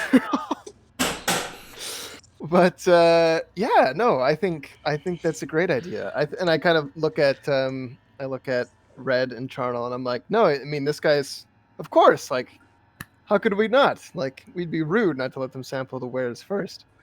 So like, I kind First of hits go, free. and I take off my hood, and my orange skin shows, so it's clear that I'm a little strange and odd, not of this world. And I'll bring them some droppers, and I'll say, but I should warn you, and I'm not sure the rest of you know, though I know that. Sorry, did Milos make it known that he was a user of the drugs? He did, right? He did. He said he knows, but like his friends don't know. Okay, yeah. I'm sure you know, but I just caution everyone else that some say that when you use this substance, you can come into contact what feels like with the other world. And I say that like with just a hint of something in my voice, and then I kind of give them all the droppers with like small amounts of Rediker, and I give some to us as well so that we can like just have some with us. But All right. Are you? So it sounds like you're doing drugs. What what skill do you want to do drugs in order to try to convince him? Or are you giving him the drugs in order to convince him? Like, what is the purpose of this? yeah. Are you like drugging him, or are you just like partying with him to convince him? Like, what is this all about? So, okay, I'll tell you what my goal is. So, can I do how do I want to do this? What's that thingy where you say, "Oh, I planned ahead"? I want to do that. Yeah. What You can I wanna do? have a You flashback? can always just do that. Yeah, I was thinking about doing a flashback now. I want to do a flashback too. You do your flashback first. I want to do mine. Sure. So when I was in Charter Hall, and I made contact with that dangerous spirit, I wanted to appeal to it that I would help it break its bonds and lead it towards sort of open space where it could wreak havoc and destroy things. Mhm. But I needed its assistance in bending some minds to my will. Okay. So, yeah. So, while I was there in Charter Hall, as a diabolist, so having a background in summoning demons and dealing with the arcane, I knew that nothing is more powerful than like a blood sacrifice. So, with some Okay. of the electroplasm vials I had and a knife, I essentially bled no less than probably close to a pint of my own blood, Ooh. and smeared it with like ectoplasm across some of the structures and the symbols that were in the area, and Okay. give it a link into my mind. And now I'm going to be doing drugs with these guys, and then trying to like have that spirit essentially let's open our minds to its influence, like all of us at the same time. And my hope, the thing is, you can't control spirit. I don't actually know what it's gonna do or like how it's gonna help me, but my hope is that it's going to like make them more malleable to our suggestion, and essentially like put them to some level under our control. Like they won't be necessarily like we're literally controlling them like mind control, but like to a point where they're like irrationally like, you know what, you're with us, like we like you. All right. Two questions. One. Yeah. Did you tell your friends that you're doing this? No, I didn't. Okay, good. Great. Second question. Charnel and Red, do you take drugs also? Or slide? Who takes drugs? I'm gonna abstain from this, and I'm gonna suggest to Red he doesn't either. And I'm gonna. No, I mean, I think like I think it's a good idea that one of us abstains, but I'm pissed, so I need to take my mind off how pissed I am. All right, cool. Yeah, he okay. And I'm going to say you've contacted him. It's not something that's like terribly bad. You also did a roll to like find out this and got security on you. So we'll just say that one tick on that campus security was already taken care of. You've already messed with the words. You don't need to make another roll. And I'm just going to cost that 1 stress to have all of this all prepared. But what skill are you going to roll now? Is it to open your mind? Is it a tune? Or like, from your description, it sounds like that. But what, you tell me what it is. Yeah, it's definitely a tune. Definitely a tune? Like, yeah. Okay, yeah. It's definitely, you took more or less something that's risky and made it desperate. This is a desperate attune. Yes. Okay. I'm gonna say standard effect. Sure, you're inviting this weird spirit into the minds and hearts of anyone who's doing the drugs with you.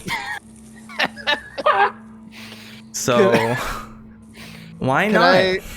Is it possible to get help somehow? So anyone who's helping you would take 2 stress, or no, you could push yourself, take 2 stress. You could take a devil's bargain and get an extra bonus die. You could, if it wasn't already risky, you could sacrifice your position for greater effect. Also, Oh, okay. so helping someone else is just 1 stress if other people are helping. Okay, interesting. I'm also giving you a single bonus die because the quality of these drugs, this already puts you in a kind of altered mental state, and you already kind of prime them, be like, oh, some weird mental stuff is gonna happen, so keep an open mind. It's gonna feel good though. Yeah. Yeah. Oh my god. Okay, so I guess Red is. I guess you don't even know what's going on, so you couldn't really help me, honestly. I mean, it could like help. I'm just trying to be judicious with my stress usage at the current moment. Yeah, no, that's fair. I'm gonna just kind of hang back. Okay. On So this you one. said standard effect show? So yeah, if you want to push yourself and take 2 stress, you could help yourself, or you could hear a devil's bargain. Oh, you can hear it. If you hear it, do you have to accept it? No, it's your choice. Okay. Do you have to spend the stress anyway? Or? No, a devil's bargain is different. So he could push himself or hear a devil's bargain. Okay, so you hear a devil's bargain, you can't push yourself. You could decline it and then push yourself anyway, if that's the way you want to go. All right, well, we should just always ask for devil's bargains then. Yeah, of course. No downside. Okay. Well, Yeah, you can. This all happens. The devil's bargain would be pass or fail. The people you invite more than just this spirit that you already helped you. Other spirits would infest some of the minds of the other people. okay. Pass I'm or gonna- fail. Pass or fail. That just would happen. Okay. That sounds hilarious, but also I feel like that'd be disastrous for relations. So I'm gonna refuse it this time, but I think that's a very cool idea. Okay. Are you gonna push yourself, or are you just gonna roll the die? I'm not, because I want to save some stress in case my mind breaks. Okay. For sure, Yeah. sure.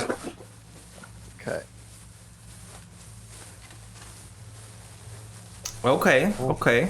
Yeah. Just made not terrible.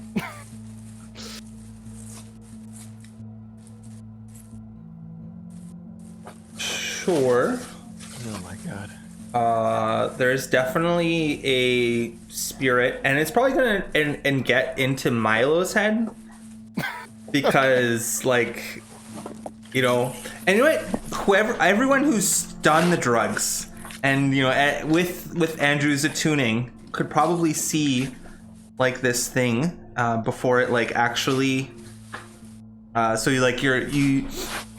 you do the eyedroppers, like it's like your vision kind of like goes out of your body, and like it's almost like like that like tunnel vision, but in like some sort of some films where it's like the eyes kind of like are the things that you could see, and like you shift back in like blackness, and like the world kind of resolves, and you have like this intense feeling that you're viewing yourself from outside your body, and your actions are not your own, and I'm not 100% sure if it's like a physical viewing or if it's just the intense paranoia feeling of it all.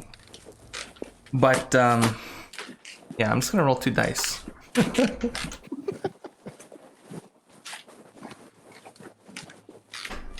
Quickly. Yeah, okay. Yeah, and so you're like, oh yeah, this is cool, and some people are like being all weird, and it's like, oh, I am possessed. I have no control of my body, and like one guy like pulls out a knife and is like staring at it, and then like it looks like the blade kind of like grows really long, pointy until it's not just a blade, it's like a sword. But then like the liquid kind of like melts to the floor. And you feel like this presence. You know exactly what this is. This is some sort of spirit. It looks like flowing quicksilver. And it like flows up. And like Milo's like, I can't move my legs, man. He's like kind of half panicking. And he's like looking at this thing. And this thing like crawls in his mind. Through his mouth. It goes up his mind. And all the other guys are freaking out. So yeah, they're panicking now. And they're like, that one guy whose knife it is, he drops the knife and he's like, oh my god. Some other guy like draws his gun, he like points it at his friend. Like, he's like, what the fuck's going on? I can't control my hand. And then like Milos's eyes like go like silver for a moment before like going back to like being like horribly bloodshot red, like how what the effects of the drug is. And he just kind of like, you know, he was like freaking out, but then he just kind of like stops for a moment. He sits back down in a more relaxed position, and he says, and he like just points at the guy and he says, don't put your weapons away. But they're like I don't know, man. They're kind of freaking out. So what do you guys do? Is like, it seems like definitely he's possessed and he's commanding his friends to, you know, put their weapons away and stop freaking out and calm down. But he's doing it in like a weird voice, perhaps. And but it's like kind of mixture. He's not completely possessed. It's like a little bit of a mixture. That's like him and like the thing that is inside him, which he probably is viewing, and it feels like he's viewing from third person, where now the effects of the drug is actually masking the fact that he is possessed. So he thinks that he's just, you know, super high. So the bad thing there is like, yeah, he's like kind of lost command of his like cadre of people, because as they're freaking out because they've all experienced this thing. He's like, did you see that? And he's like, everyone's like, yeah, man. He's like, that knife is fucked. It's cursed. And people are like, the guy who has the gun points his gun at the knife, and he puts his finger on the trigger, and he's like looking around like paranoidly. Like, what are you guys doing? I don't want to jump in because I just did something last. So yeah, what is I do have an idea. What is Charnel doing, or what is Red doing? Red's high. Red's high. Are you freaking out that you've seen like a weird ghost spirit, or is this something that's normal for you? I'm probably like pretty spooked. I'm like trying to keep my cool. All right, and what is Charnel doing? Well, I'm a little on edge because like I'm watching people freak out. Oh man, you sound so far away. Oh, sorry. Say. Hold on. Can you give us a minute? I'm just gonna go up the stairs quickly. Yeah, no problem. I'm right at the end of doing this very extraneous chore that's longer than it should. Oh, I like some music.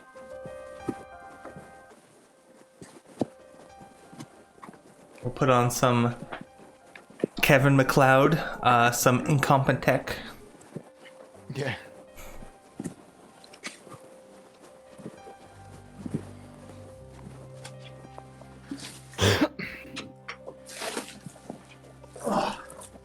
Okay, well, I'll just re-describe the situation for you. Sure. Is that Sly, you know, called forth a demon to come help him in this situation. He attuned and called it, weakening its barriers for it to escape and enter the mind of Milios in order to make him more pliable. That is fine. He is, in fact, more pliable. If you were to try to convince him, he would be convinced. But his cadre of soldiers are now having weapons. One of them is like throwing his knife on the ground and screaming that it's cursed. The other guy, who's Akarosi, drew a gun, was pointing at Milios, and the guy's like, don't. And the other guy's like, knife's cursed. He's pointing at the gun. He's like, he's gonna shoot the gun. He's like freaking out. He keeps pointing at different people and looking around.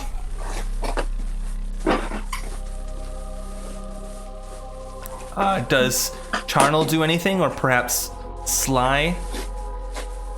I know what I'm going to do, but I'll let Charles act first because he hasn't had a chance yet. Okay. All right, can you guys hear me? Yeah. The headphone was a little bit not plugged in. I'm seeing you guys freak out, and that's when I have my flashback. Oh, a double flashback. I like it. Let me turn the volume down just a tad. Yeah, sorry. Just No. tying up the last Fine. bag here. It's the music on Roll20 is a little loud. Okay. So what does your flashback entail? What have you flashback- prepared? I prepared. I could count on Sky to do some like ritualistic whatever, because shaman, magic man. So I'm like, I'm gonna use this to my advantage. I'm gonna spike the drugs. So you further spike the drugs. Okay. Oh my god. With what? So, like- With how exactly? Oh, a little. Well, red ichor. It's really it goes down really well through the eye, but something that I know makes people see things that truly aren't there. Something that can like tap into the recesses and presuppositions and challenges preconceived notions, or at least feeds into them. It's a combination of gunpowder and a little bit of something I like to call silver gel, or at least I call it the incroyable. And I mixed that into some of the drinks, and that's why I was trying to tell Reds you should abstain a little bit, because this shit's gonna get wild.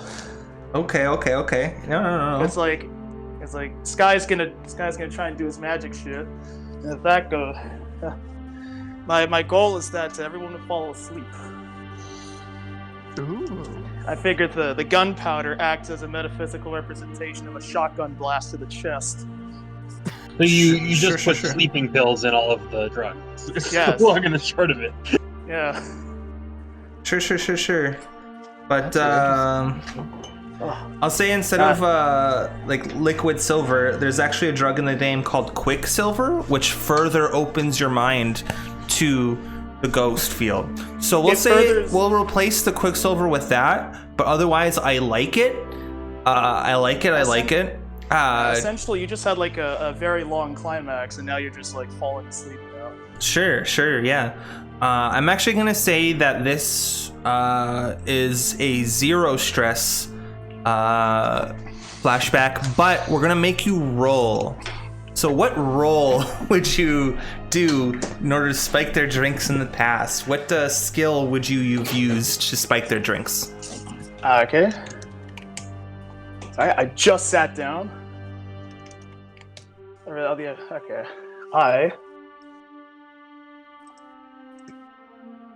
I feel like I'm going to use finesse. Finesse? I feel like being able to spike the drinks without anybody knowing but me requires a little bit of a light foot. Okay. Yeah. Sure. Pretty fair. I'm going to say that it is limited effect, and we'll give you a risky position. Okay, Limited, only because you're no leech, you're no tinker. This isn't your forte. But you've sold drugs before, so let's see what it is. Do you want to hear a devil's bargain, or do you push yourself? I'm gonna push myself. Okay, so pushing yourself costs 2 stress, so mark the stress indicator. It's just below your vice. Mark 2 ticks in that, and it'll give you a bonus die. 2 in my. Or you could Vice. push yourself in order to, I believe, take a better position also. So you could have pushed yourself, get a standard effect rather than limited. And I also believe you could take a desperate and make the effect. It was 2 in stress, right? Yeah, 2 in stress. Okay, I'm gonna do that. I'm gonna take the bonus die. Okay. All right. 5 in finesse. So that is a success with a complication. Ooh.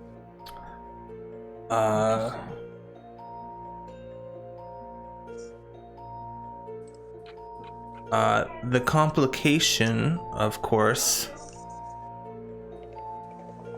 is that it is as you say, it's still limited. So it is as you say that they are starting to like the effects of it combined with yours is like an intense feeling of euphoria. But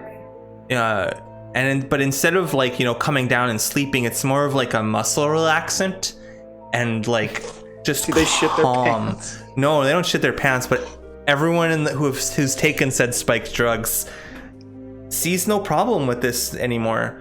It's not a and I think the thing is like, the situation, Red is really high and no longer mad about this semi-racist person, but also no longer cares about selling them drugs or drugs in general. Everything's very immediate, and you're not even in control of your body. You're under the effects of red ichor. You have no actions. The same with Sly too. Like, you're not in control. Oh my god, that's hilarious. Like, some people are like really weird and like they're like, I can't move, and like the only one who seems like not in control is like Melios, or like the possessed Melios. He seems very much still in control. Ooh. And in fact, like, really in control. He's still like, yeah. He says, we should make a deal. And he kind of like looks at Sly. It's like, deals are good. Excellent. I like this. And he's like, perhaps we can think about where we go to finish the deal. And he's like giving like Sly crazy eyes. Like, his eyes are like wild. He's like kind of more possessed now. Oh god, a demon got into his body. I mean, yeah, Sly's just having a great time. He's not even focusing. It's like, Oh shit. It hurts. he's like, yeah, Mios, yeah. Whatever you say, man. Yeah. And he's like, perhaps I'm done with my convincing and I am free. You'll release me somewhere. He's like giving you the crazy eyes. What does that mean?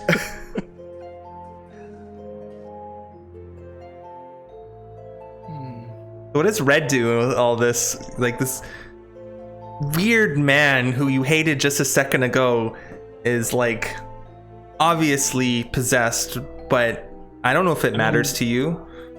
It's hard to roleplay a character who is It's in his totally super- fine, and it probably is under like the mental effect of like a very powerful possessed spirit. So No, Red is you're not. probably- You're not. Milos is. Oh, just him. All right, Yeah, we're all just the under- drugs. under- You're just drugs. double drugged. You took the drugs Yeah. you wanted to take to calm down, but then Charnel spiked it in order to make everyone sleep, but then that just made you even more calm. Yeah, I mean, that was the point of taking the drugs in the first place. So as far as I'm concerned, Red is like exactly where he wants to be. He's just kind of like observing this exchange between Sly and Milos, but he's just kind of like watching it for now. He's like, damn, this Milos is like an intense guy, like what a fuck. But it's not like, he doesn't feel like he has to do anything urgently. Okay. So I guess, Charnel, it becomes clear that everyone but you and Melios are kind of really messed up, and Melios is nodding his head, trying to get Jonathan or Sly to mirror back, they're like, Wait, why am I messed up? no, I said everyone but you and Melios is. Oh, okay, sorry, I misheard. So he's like we've done what we've agreed to, yes, and he's nodding his head. like up and down, like trying, like just staring at Sly, like, you know, like kind of giving you the hypnotic eyes, like, yes, please nod your head. Of course, I'm not gonna. Oh, sorry, my dog's barking. Nova. Oh no, Scruff McGee here to bust us for RPG drugs. Scruff McGruff, that's who it was. Not Scruff McGee.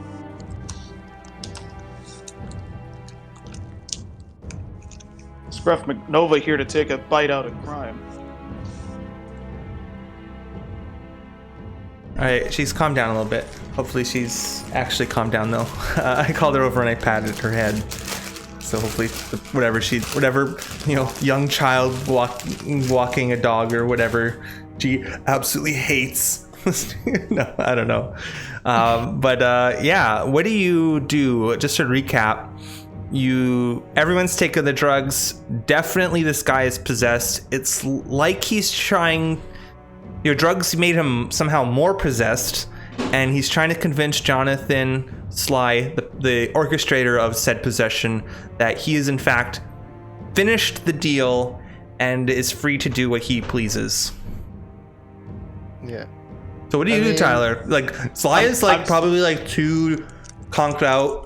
Correct me if I'm wrong, to even do anything. But you're a practiced diabolist. Like, you do this thing called soul purging. I don't know what that's about.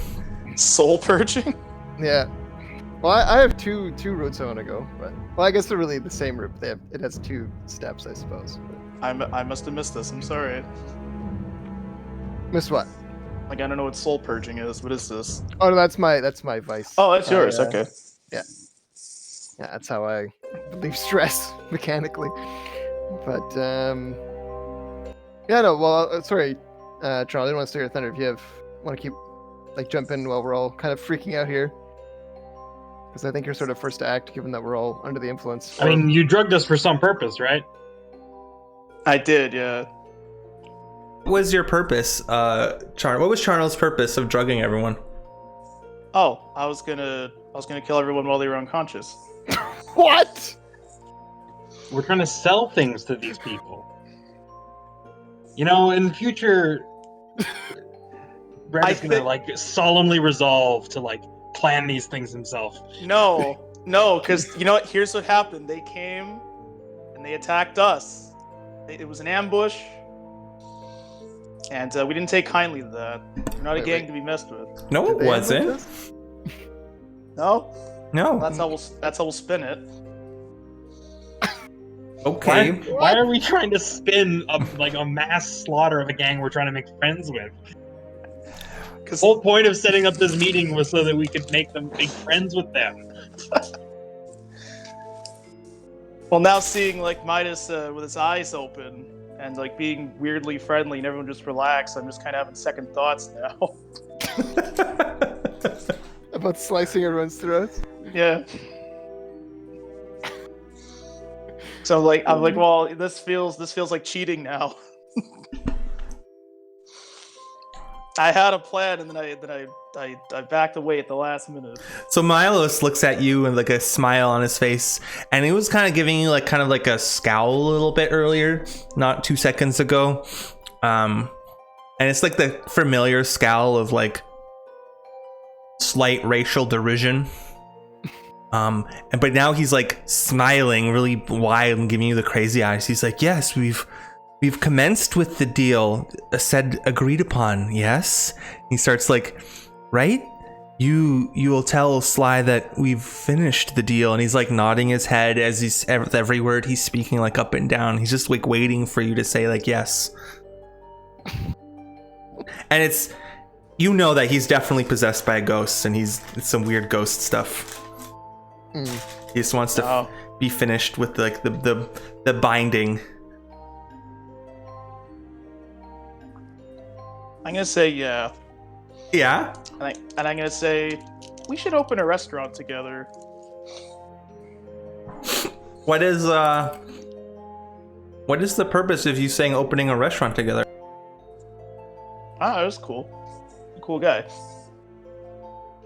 Yeah, that's kind of what you do when you're on drugs together. You just come up with ideas for restaurants you can run with your bros. Yeah, but I'm saying he's just definitely possessed by a ghost.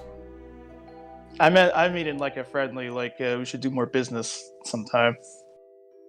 To the With the ghost. ghost? Oh, is the ghost talking or is Milos talking? Milos He's is possessed definitely by a ghost. possessed by a ghost, and he's like, I'm free to go, right? Oh yeah, go, sure, yeah, go ghost. Yeah, get out of here. Yeah, and he just like gets up because like he's also high and he like wants a body, and he just kind of like starts to walk out of the ship. What does Jonathan do? Oh, hold on a minute. Yeah, Yeah. wait a minute. What does everyone do?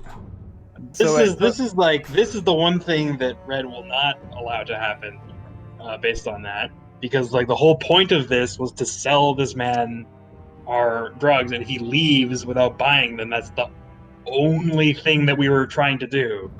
So it's like it kind of doesn't make sense that everyone came up with a bunch of convoluted plans that didn't involve doing that. It's I not don't too know late how either of your plans had anything to do with selling this man drugs. Because it doesn't seem like either of them did anything towards accomplishing that. It was Give gonna him a- get there. You know, it's good PR. They're gonna go tell their friends. I say, hold on a minute. He You like can't leave he's- until we conclude business. he snaps his head toward you like in a weird like unnaturally fast manner, as if he was like that was the only to look you dead in the eye, and he says, I was just released, was I not? Our business is concluded, right? And he's like his like smiley face is like sneering, like a sneering style now, like fully like all of his teeth bared, kind of like uncomfortable smile. As far as I remember, Okay, wait. this was about selling a lot of drugs to you, and nobody has done that yet. I'm like talking really slowly because I'm like pretty zonked, but like Yeah. I'm not so far gone that I can't remember the point of this.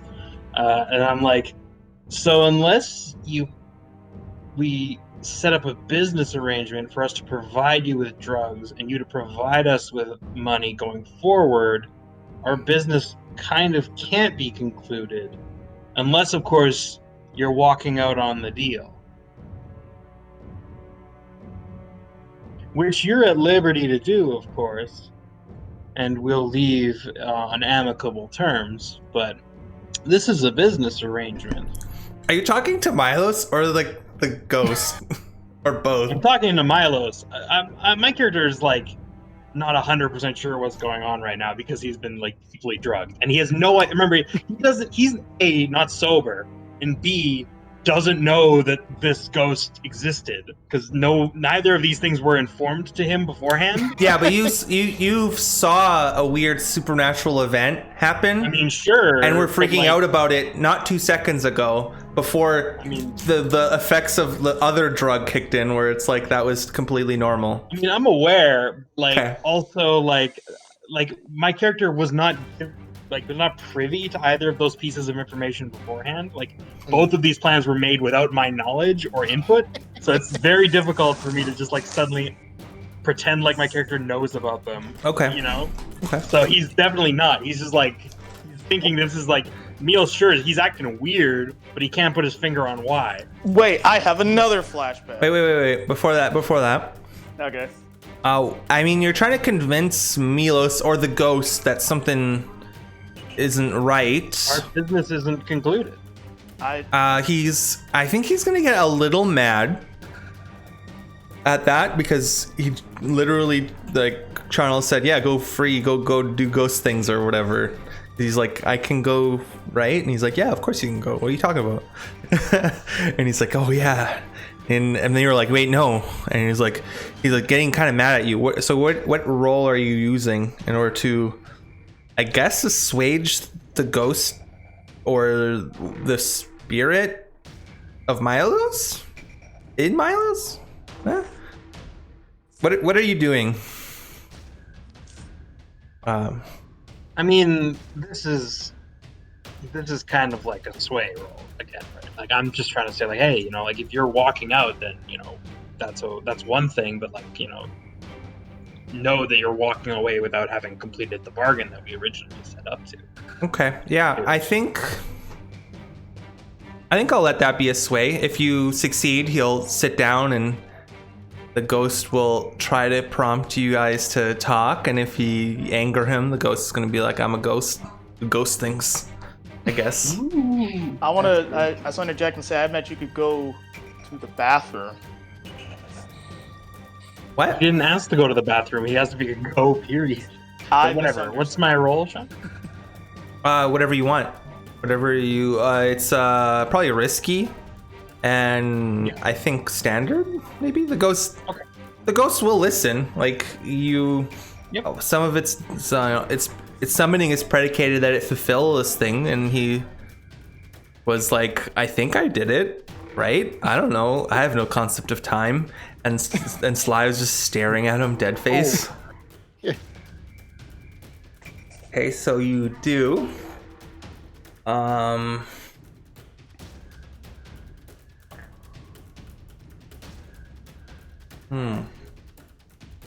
does this sound like boss music? Yeah. Okay. On the final boss. He sits down, and this is I think this is going to be a perfect opportunity for me to introduce further trouble. This is when like 2 or 3 other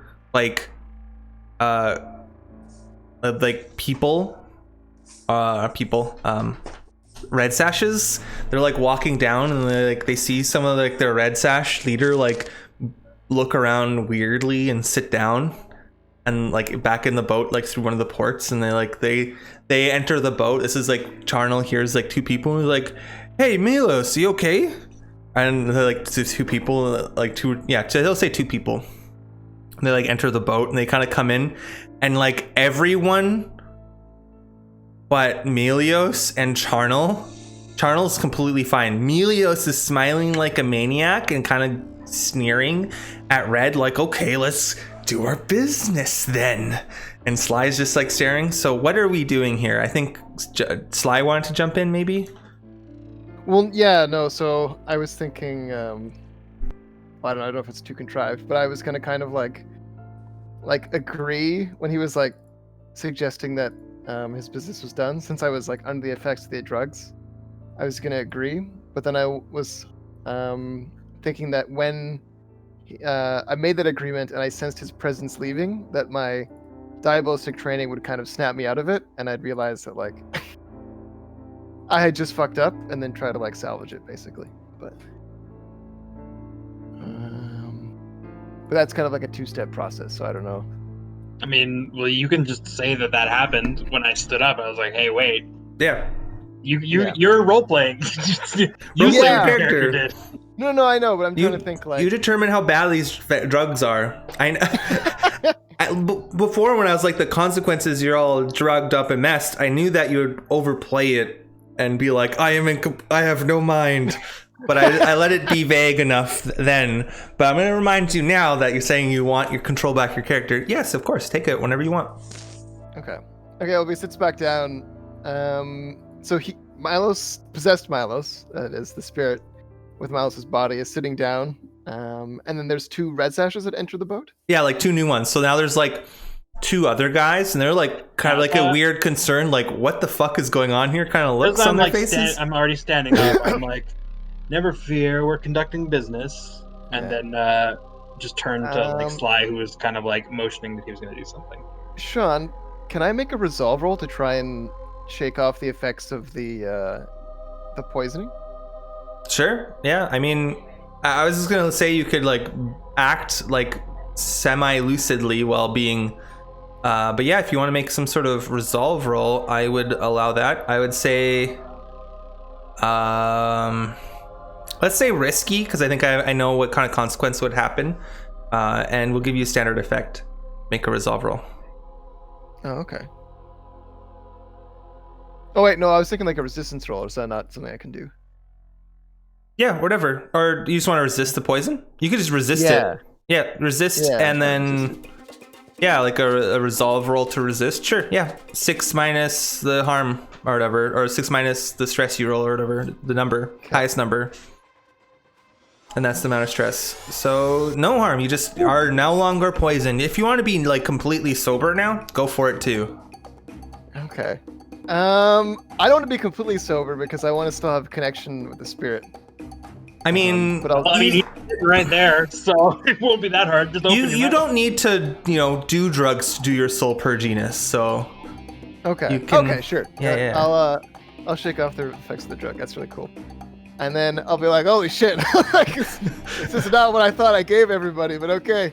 I'm like looking over at Milos, and I'm like, And like the other guys are like, let's do business here. Yeah, like he's gonna do business, and he points to you. Like, what do you do to like? Because these two guys are like, what the fuck? They're kind of like being like, are you drugging my boss? Sort of like.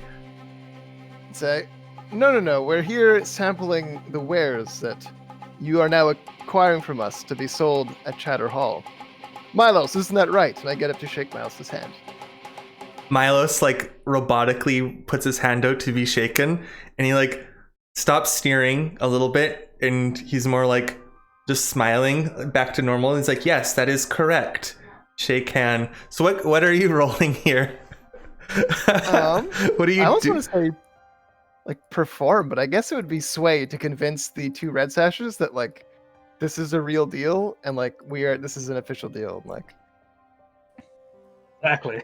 Okay. And when this guy goes off the chain, the deal will be in effect. Evidence. Sure. yeah. Okay, so yeah, I'm gonna sway, and I guess I'll let you determine all the position and stuff. I don't know. Position. I would say risky, but you're no longer high, so let's say controlled. This is very wild. And then we'll say limited. They'll still be suspicious, but they'll definitely be like, okay, and then they'll sit in on the deal, sort of thing. Okay. And so you said if I push myself, I can either get a bonus die or... You can, or so there's a thing. I'm not sure if it's even pushing yourself. I think you can always trade position for effect. So you can, instead of being controlled, you could be like, I want to be risky, but I want, instead of limited effect, I want standard effect. And you can push yourself for 2 stress for 2 dice, or you can take a devil's bargain and hear 1 to get more dice, or you can get help. I think Charnel only has 2 stress, because I think we sort of forgot to track his stress. / he didn't do much last session that gave him stress. Yeah, I cleared all my stress after. Yeah. Right. I believe he spent time clearing his stress, I think, as well. Oh, okay. Did you want to assist? Charnel? I can help you. Okay. So right now it's controlled position and limited effect, right? Yeah. So how are you helping? Like he's like Charnel's trying to convince these two guys that it's just a business deal. What are you doing? Help. Me? Yeah. I'm gonna offer some more drugs. Okay. guys, we're getting heated again. Let's chill. Okay. Sure, that will help. Yeah. Sure, why not? Guys, in fact, take one for the road. Okay, wait. So I'm gonna try and trade position for effect here. Okay. And the way I'm gonna do it is when I'm shaking Mouse's hand, I'm gonna whisper into Miles's / the spirit's ear and be like, make him believe. And then I'm gonna keep shaking his hand and look over at the guys and smile. Okay, sure. Yeah. It's risky. Standard effect. Do you want to hear a devil's bargain? I do. Okay. He'll pass or fail, whether or not they'll agree. The spirit will exit out of Milos's body into one of the guys, perhaps the guy who still has his gun out and is pointing at the knife on the floor. He's he's sitting down with his gun out, staring at the knife because he thinks it's cursed in some way. / he doesn't know what to think anymore. So he's just kind of being like, I don't know how to control my body. The ghost will jump out of Milos into that guy. Is the pass or fail, but you'll get another die. Okay, that sounds really dangerous. I think I'm just gonna push myself instead. Okay. Yeah, because it's gonna open fire on our boat. Well, it's just like I don't wanna like have it be too messy. Okay. so Victory in the I didn't chest. say he will be No. mad. I didn't say he'll be mad. I'm just saying the ghost is out of Milos into that guy instead. No, I know, but it's just like I just feel like it'd still be like it's. I mean, feel like we'll have Milos better also has like a gun and a sword on him. Like they're red sashes. This is their jam. So True. That's true, but his is in his belt. not currently in his hand. Let's not put guns in ghosts' hands. I like Yeah. that idea. Sure, yeah. Okay. Push yourself for 2 stress, and let's make this roll. That sounds. They have no respect for life. So that is risky with standard effect, and you got 2 bonus dice, 1 for help, 1 Yeah. for pushing yourself. Yeah. That's music. So epic. Whew. Okay, there's one in there. Okay, yeah, he they're like, okay. And so one of them's like because he like sees like one of them's like sees that like none of the other guys are there's not one sober person on their side, and he's like, no, like I'm fine. But the other guy like grabs it and he's like, oh man, I love this stuff, and he like grabs it out of Tyler's hand and like like pours some in his eye and like maybe like licks the dropper a little bit. Is like, you know, my God. addicts do. Like for that last little bit, maybe like sucks it, trying to suck like the last drop out. Okay. Well, you got to put it under your tongue. I'm like, you have to put it under your tongue. If you swallow it, it won't do anything. He's like, oh, okay. And he's like, you know, it's already like in his mouth, and he like maybe already started trying to swallow some of the last bits of it. But his eyes are like, going whatever, and he like is just standing, like it's like probably the effects, kick in, and he's like, he took more because he handed him, you brought 2 vials out or whatever, 2 little droppers full, and he took both of them, and so he just froze, and he's kind of standing right in the middle of the door, like with like the thing in his mouth, like the little dropper in his mouth, and he's just like frozen there. His hand is at the dropper, and he's like staring kind of blankly out the window. And his friend is like, what the fuck? Like, what the fuck? And he kind of sits down on like the on like one of the I guess I'm gonna say like couch / bench, like it's armrest. He's gonna like sit down kind of like next to his boss, and he's just gonna like observe the situation. So yeah, you definitely convince them that there is a deal going on and that he's just gonna be a part of it.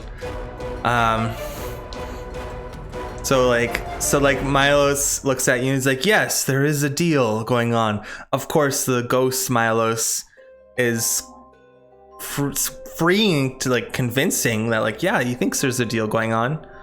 But and in fact, we'll put up 1 tick for that roll too. It was a 6.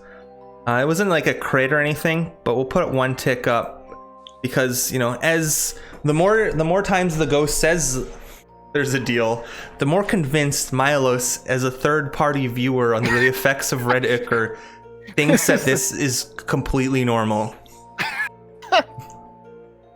Excellent. Okay. So, I guess now is like, how do you get the ghost out of Milos in a controlled manner, and how do you convince Milos further, knowing that without the ghost, he's not up for convincing in the sense that he can make money. You can free to convince him in other tactics, like I don't know, any other method, but not the money method. Not so interesting to Milos personally. Possessed Milos just wants this to be done as fast as possible. The ghost. Right. He doesn't want money. What does he want? Don't say my body, don't say my body, don't say my body, don't say my body. Okay. I mean, then- you guys were throwing out like a bunch of ideas at the beginning. You just didn't say them to Milos. About like Well, things you could say to him. Yeah, I'm just holding my tongue because I want to give room for other people to speak. Yeah. Well, Red, or Chris, you were saying like trying to figure out what he wants. Mm-hmm. Do you want to make a roll on that? You could just roll on like figuring out what he wants. What question do you want to ask? Is it one on your sheet, or do you want to just ask any general question and ask me how are you figuring that out? Yeah, I think. What does this guy want? Like, yeah, like this is the question. Like, what does he want? You know? And I'll say, I'll actually do that in a flashback. I'll say, like, when I heard that this was the guy we were going to be dealing with, I went around the neighborhood and tried to drum up whatever information I could about this guy. So It's like you're asking the question, but went around the neighborhood and asked questions, and just said anything I could scrounge up about this guy and his relationship to the rest of his gang. Sure. That sounds like something you would have done, so I'm gonna give you 1 stress for that. Okay. Not 2. 2 is like kind of gets more improbable, and 3 is like sounds impossible. So that sounds like reasonable, something that you would do. It's definitely clear that he is bigoted against Skolvandi, or what is Skovlani? Yeah. Skovlani? Yes, he definitely doesn't like them. But that's kind of like more of his personally. What he wants personally, I don't know how well. I guess maybe you kind of like could get it. Or like professionally, like what could we offer him that would convince him to, obviously money isn't the motivator to get this deal done. He's listening, right? Well, if you could or are promising to either cut out or like dethrone the Lamplacks or help them do it, he would definitely like say yes, and maybe even like the higher ups would want to meet you and further discuss that because they are currently at war. Thank you for reminding me of that, because I genuinely did forget that I brought that up. You said that, but I think I'm going to give you what he wants personally too a little bit. Since I have it as well, right? Yeah, or you just because you get a flashback. He's definitely into weird occult stuff. He's definitely some sort of like cult that he definitely likes this sort of thing. Whether or not like actually to be possessed or not is like right, but he's definitely up for this, so I don't know how. Yeah, he's definitely a part of some cult. Like, it's a secret cult, so you're not a part of that cult particularly. Right. So I don't know if you want to roll to find out in that flashback. But I guess I'll run. I'm gonna run down the Lamplack thing, because that was an idea that I had, and then I totally forgot that I had it. But yeah, I think that's something that my character's gonna like. It's gonna kind of come to him now. He's kind of like shaking it off at this point, and so he remembers like the Lamplacks. And I said, well, you remember when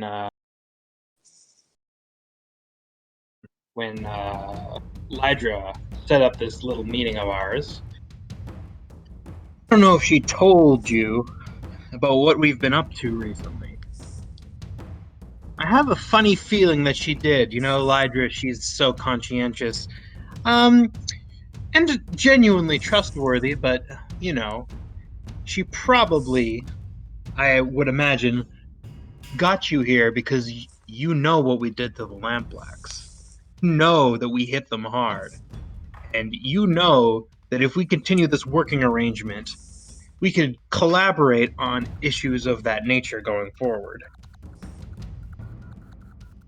by he I mean Mylios hears this, of course, in his stupor and likes what he's hearing. Please roll. Give you position position would be controlled, and effect, let's say great, because this is like his weakness. I'm going with consort because I'm relying on like word of mouth between Lydra and us. Yeah, well, I mean, you're also like you're doing drugs with him and all that, so that's perfectly fair. That's true. To be like, look, we're having fun.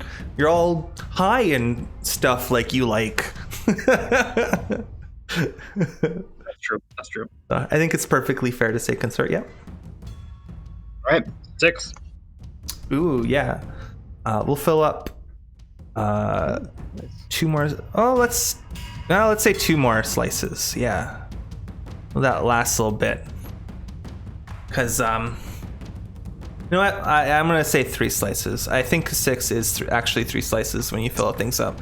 We'll say he's convinced. Milos is convinced, but now the ghost wants to take his body and leave and go on a murderous rampage like he's promised.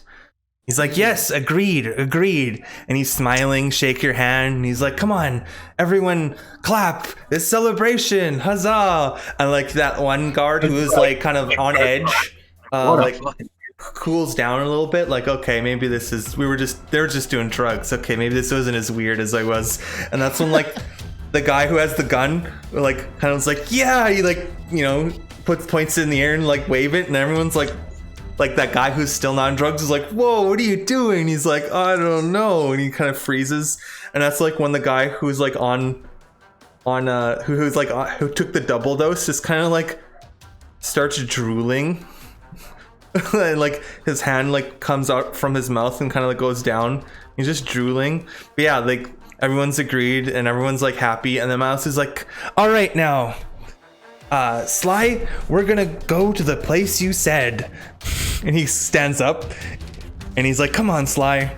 And then like the guy's like, well, where are you going? Like the one red sash who's like at his side is like, we need to stay here for a bit and you know party, and you know, like kind of like trying to convince him to stay and calm down. But of course he is not actually quite high. He's actually just quite possessed, and he wants Jonathan to take him to the location that he was promised, that he can wreak havoc on the world. Right.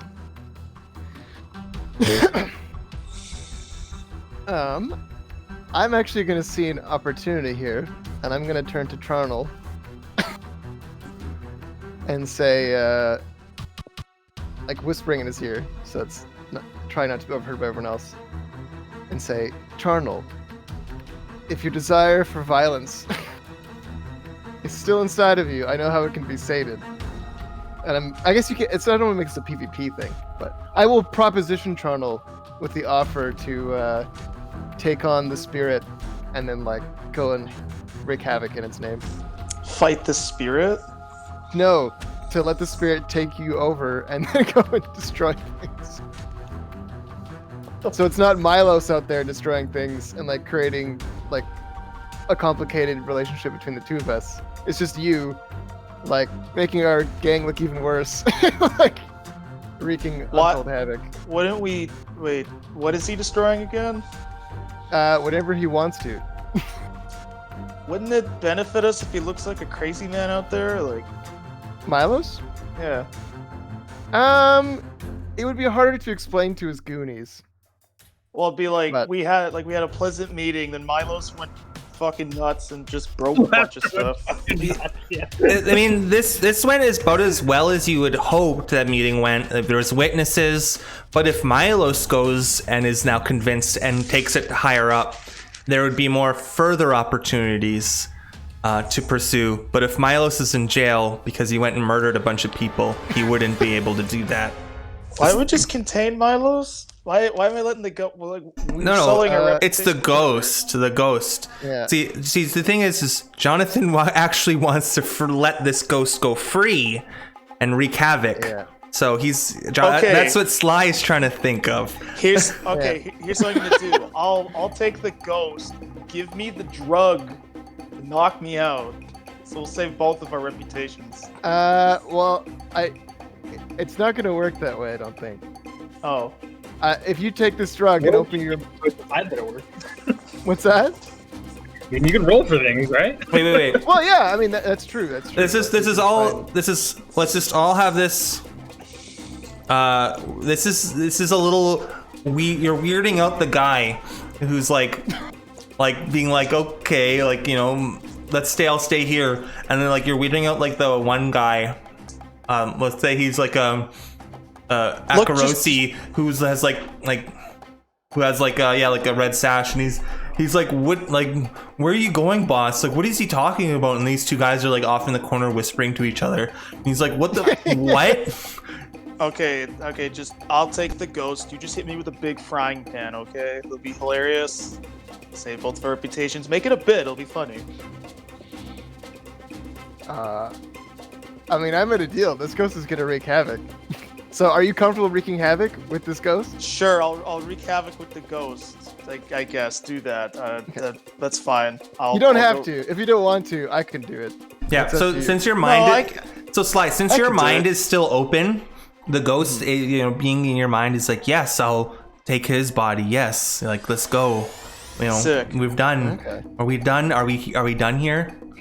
Okay. I hold Charnel's hand, or no, I'll go back over to Milos and bring Charnel with me, and then like shake his hand and say, "It's been a pleasure doing business with you," and have this like giant, stupid ass grin on my face. Take me to the fair. Take me to the Red River exhibition. Okay. And then I'm gonna have to like guide Charnel as this like guided missile somewhere. All right. So I think we need a roll first to alleviate the suspicions of this person, because you're gonna have to do some weird spirit mojo to get the ghost out of this guy's body into Charnel without this guy seeing that that's exactly what's happening. Yeah. Because he is not high, and you know everyone knows the ghosts exist. So, and I think in the underworld, if you make a deal with the ghost who's possessed you, you don't make a deal with the guy. Like, it's just a fact. Mm-hmm. So if he says like he was possessed and the guy was like, I was possessed, then that deal is void. Usually, because there's an out. Yeah, that makes sense. And you know, not everyone's a whisper that could do that, but you know, you look weird enough that you could. Oh yeah, we also didn't do gear and stuff, but you're on your boat, so it doesn't matter. Once you leave your boat, we'll do gear. But yeah, what role are you doing to switch bodies in a controlled manner, or like at least quick manner? Yeah, well, I think I'm not even gonna try and like control the switch per se. I'm gonna try and mask the physical manifestation of the ghost possession, because I can tell that's what's like being the most conspicuous thing right now. Is like Milos looks really weird. I imagine his eyes are almost like swirling silver. So I'm gonna try and like mask the silver swirling eyes by tuning to the ghost field, and just like there won't be I'm gonna try to make it not be noticeable difference when he switches over. So basically getting rid of those silver eyes. Sure, or whatever it is happening. Yeah.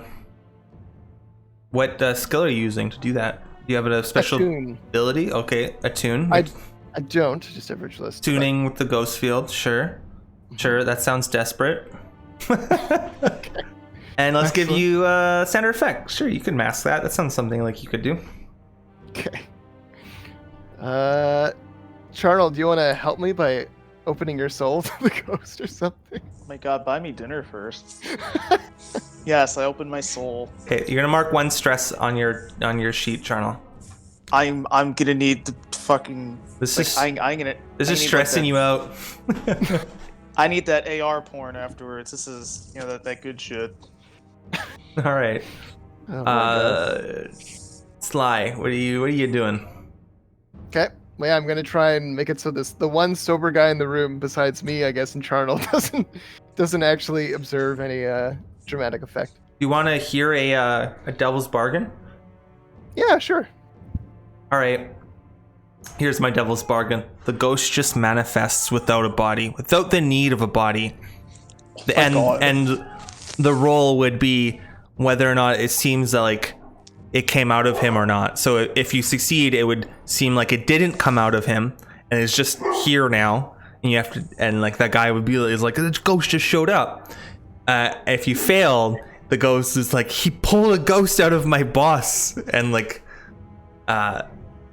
sort of deal. Oh, that's really interesting. I would take that deal, honestly. I'm also thinking of taking the deal. I actually think it would be easier to deal with, like, even if this roll goes wrong, like, this devil's bargain seems like it'll be easier for us to explain away. Like, I really don't want to have to bail Tyler out of prison. I mean, that'd be kind of It'll be a lot more difficult than dealing with whatever this guy. Yeah, I mean, maybe not. We'll see, I guess. I'm really curious. And sorry, fail is like 1 to 3, and then success is 4 to 6, or success only 6? So a success is 4, 5, 6. A success with complication would be 4, 5. Okay. And the complication, going- in this case, might be harm, or it might be, maybe the attention of the Spirit Wardens might come. I don't know. Something bad, Okay. I would think. Yeah. Okay, you know what? I like the sound of this, so I'm gonna accept this devil's bargain. Okay, sure. That's just kind of what I was actually Extra imagining dice. anyways, is I'd like unleash his spirit and then we just roam around causing havoc. Yeah.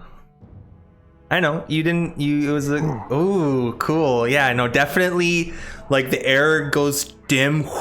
That guy, like, freaks out. He starts, like, looking out the windows because he's imagining there's, like, a ghost coming, like, for you, and you're, like, masking the spirit as it, like, exits. So maybe only you can see it, like, exit out of the guy's mouth and start, like, spewing down.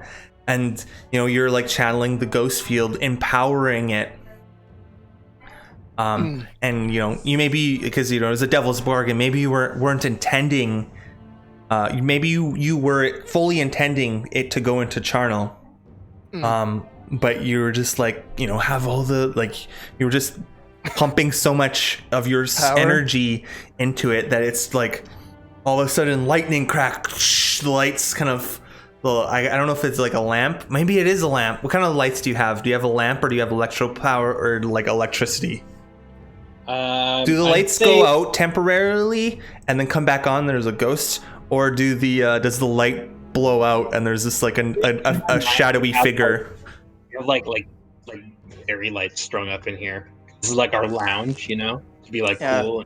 Okay, so yeah, like little like kind of like glowing fairy lights just strung up, and they kind of like all go out, boom, and there's like maybe one little like candle lamp that's like there, and it like goes out completely, so it's all dark, and then the fairy lights come back on. Is like there was just like a jolt of like electricity that happened, and like you hear a crack in, like, you hear like a crack of lightning somewhere far off, and all of a sudden there's like a weird kind of like man just kind of hunched over, standing like in the corner. He has like a top hat on, and he like looks down. His hand goes out, and like the knife that was on the floor kind of slowly goes toward him. It kind of just stares at each one of you, and like incredible. And the guy's like, holy shit, there's a ghost. I was like, there's a ghost here. I could say, because like there's like, you know, like that like Jack Frost like weird crack of frost on each of the port windows of your boat. That happens, and like the temperature drops like 12 degrees Celsius. That'd be like 20 degrees. Fahrenheit, still no joke. Yeah. Very cold. It drops very cold really quickly. Then it like comes back, but then there's a ghost in your presence, and everyone's hackles rise up. Everyone is much too high to deal with this, except you guys and maybe the one red sash. What do you do? Tell you what I do. I get him out of here. I grab Milos and like shove him into the arms of his red sash compatriot. Okay, so you shove him onto his arms, and what do you say? Get him out of here. Oh yeah, shit, he's gonna run, and the other guys are just gonna like stand there and be all like, what the, and he's gonna like, yeah, he's gonna usher his like, yeah, like his captain or whatever away. So you're doing that. What does Charnel do? I'm bearing my soul open for this ghost to take me over. Yeah, but he's not. He's just took his own body, and he's like trying to weirdly Jedi mind trick the knife to come to him as he like stares at each one of you. I'm gonna take the knife. You gonna take the knife? Okay, you take the knife, and he his it's like his bones aren't bones, and they crack in weird like ways, and he like lunges forward at you quite quickly. I'm gonna run away. Like, No, I'm gonna punch the ghost out of him. you're gonna punch the. Yeah, this is your whole trait. I'm gonna- You can grapple with ghosts. 100% ghost. Sorry, Oh, hold man. on. It's literally called Oh. Ghost Fighter. So you're gonna fight. I'm You're gonna fight this ghost. That's what I'm hearing. gonna fight the ghost. Yeah. Okay, what skill are you gonna use to fight this ghost?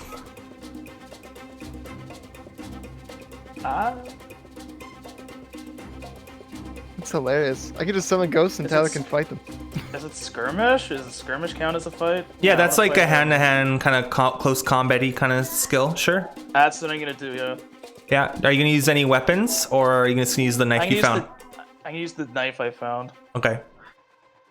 Because remember, you have weapons in your gear there too, right?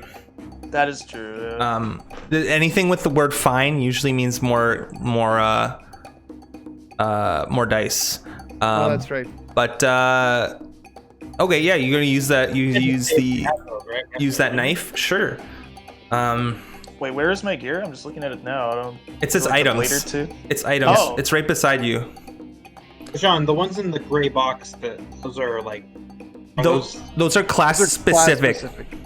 The things that are italicized, you use up, but don't count for load. Right. Okay. Got it. What is And an unusual remember, weapon? clear all your boxes, by the way. And since we're doing gear, what load does everyone else want? Yeah. Normal's a I was standard, gonna do- but you're on Oh, your I'll- boat. You could be heavy. Doesn't matter. I want to be on my. We're on the boat, so I'm gonna be light. Well, What? we're on the boat. He's saying like the point of like heavy is suspicious if you're out in public. We're not, but I'm going light anyway. Okay. I wasn't expecting any of this. Yeah. I was also thinking light just because I didn't want to have any suspicion. Okay. If Sure. I need Sure. something, I'll go to my bedroom. Yeah. or my Sure. closet. Sure. That's fine. That's fine. So are you going to? One sec.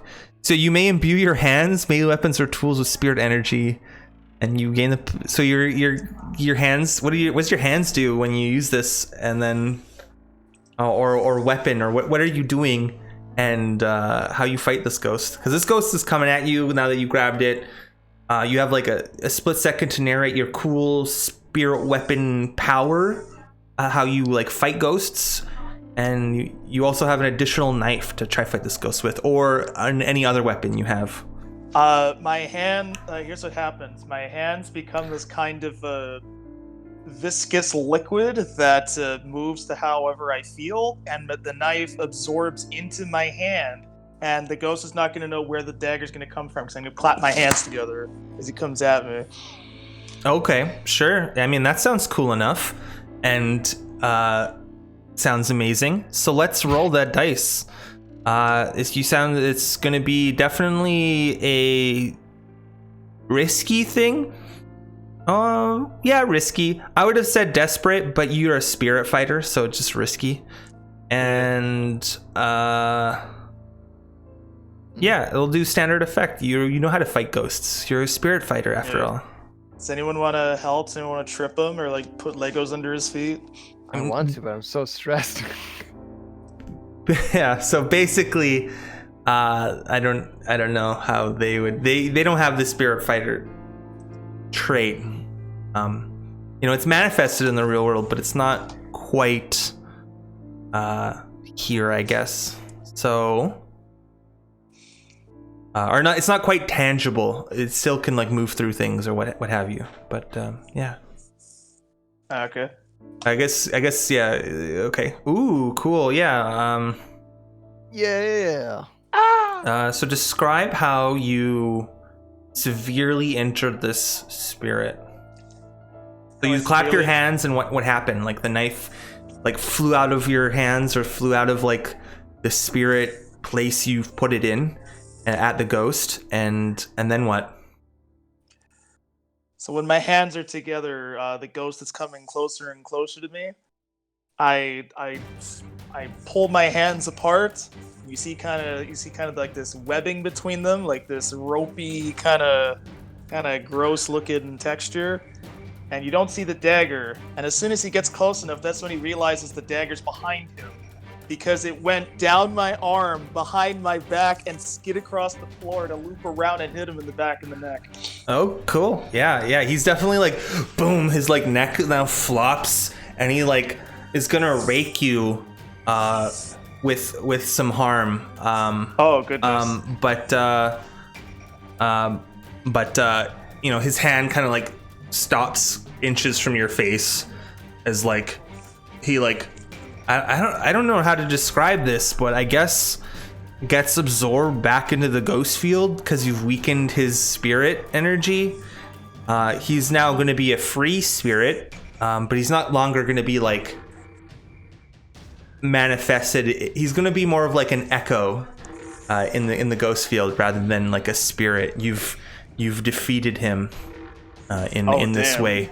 But like weirdly, yeah, like, you know, usually when someone dies, the toll of the, and I think it's like Galdric crematorium or whatever, or Galdric crematorium. I can't remember what it's called, but that happens and the spirit wardens are called. But there's just some spirit crows who've been like following the boat. They'll caw and like they like leave off as you've banished this ghost into the ghost field. Some of there's definitely like there's red sashes just staring at like what the they're so high that like, but they're so drugged that they don't even know what the feeling, like they're just feeling euphoria and relaxation. They didn't even move. The guy who like had his hand still like had this gun pointed in the air when he was like celebrating. He was told to celebrate. He started celebrating, but he's just like still has it up in the air, pointed, and like the guy who had like that little like eyedropper under his tongue, like a cigarette. The eyedropper falls out and shatters on the ground, and yeah, that's I guess that is that question mark. Is there anything else you want to do? You've convinced the guy. He'll sober up and he'll like start the score. Do you guys want to start narrating a little bit of selling stuff to students, or how you move it here? Or I mean, like we've got the book, so if they're willing to sell, then yeah, we like after everyone kind of just calms down, like they send over some stevedores to like, and we open up the cargo hold, and they spend the next few hours just unloading a few crates of stuff that we've cooked up, and yeah, they're willing to send it over to their distributors, presumably, and we're presumably about to get paid. Yeah, definitely. You've met them on the wares, and it's a different group than last time. Just like more or less this like lower tier stuff, not like the people who walk around in fancy clothing. But yeah, they meet you on the dock, like probably near Charter Hall University, or up near like the maybe even like the residential place of like where the students are, and they're like, you know, you give them stuff to start off, and then the next trip you come back and you give them some more stuff. They give you the cash, and this is a start of a nice opportunity. We're gonna give you I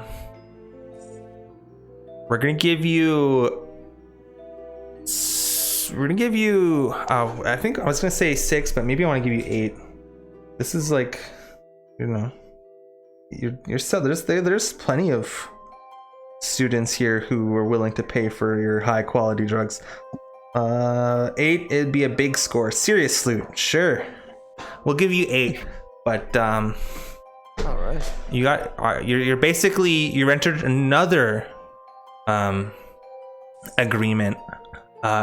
So of course you that's 8 is how much this score is worth, but are you paying, you know, instead of paying up to the hive, you know, this here turf is not owned by the hive, it's owned by the red sashes. Are you paying up to the red sashes, or are you gonna demand more?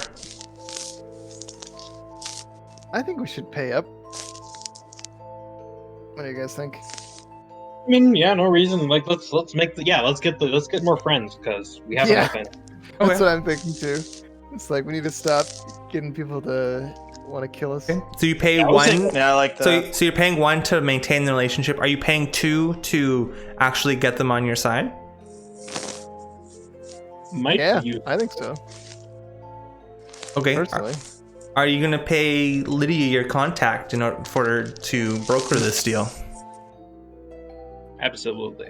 Yeah, Okay. so So that's also that was you were at 7. You were at 8. Now you're at 5. But I think that is all you need to pay, and that I think concludes. I'm gonna just go up and bring this up to the players. The red sashes, I'm going to add +1. You're now friends with them. Yay! Yay, Hey. we did it. Cool. Yeah, they are. This is really cool. And I think that is where we're going to end. Any last words before we thing? What do you narrate? What do you narrate? Because next time we'll actually spend all the money. But what do you narrate as a finale? What are you thinking right now, in character and or out of character? Man, fuck spirits. That's what I'm thinking. In character, I just the goat, like my ghost hand, stopped being a semi-viscous liquid and come back to normal, and I snap both of them, and I'm like, still got it. Okay, cool. All right, well, next time then, I'm just gonna write down that you we're gonna mark actually on your crew sheet that you have 5 more coins. So 1, 2, 3, 4, 5. You're at plus. You have total of looks like 7 coin to spend for the kind of session, and I think that's what we're gonna call it.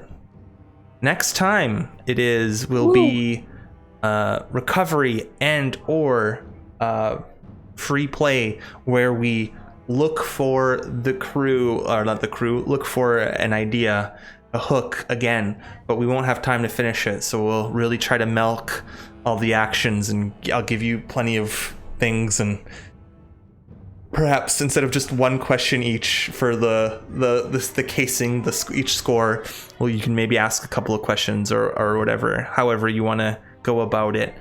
But I'm liking this game, hoping you like this game. This game rules. Yeah. All right. Great. Did pretty well. Again, I love it. This game is Blades in the Dark by John Harper, and I like it. Play Blades in the Dark or go to hell. I mean, maybe, but No, maybe. Maybe you'll just become a ghost. but remember, the gates of the hell do not exist, and so you will be bound to fraternously walk the earth, having not played Blades in the Dark. Until next time. That's a threat. Yeah. Ooh. Until next time. Goodbye.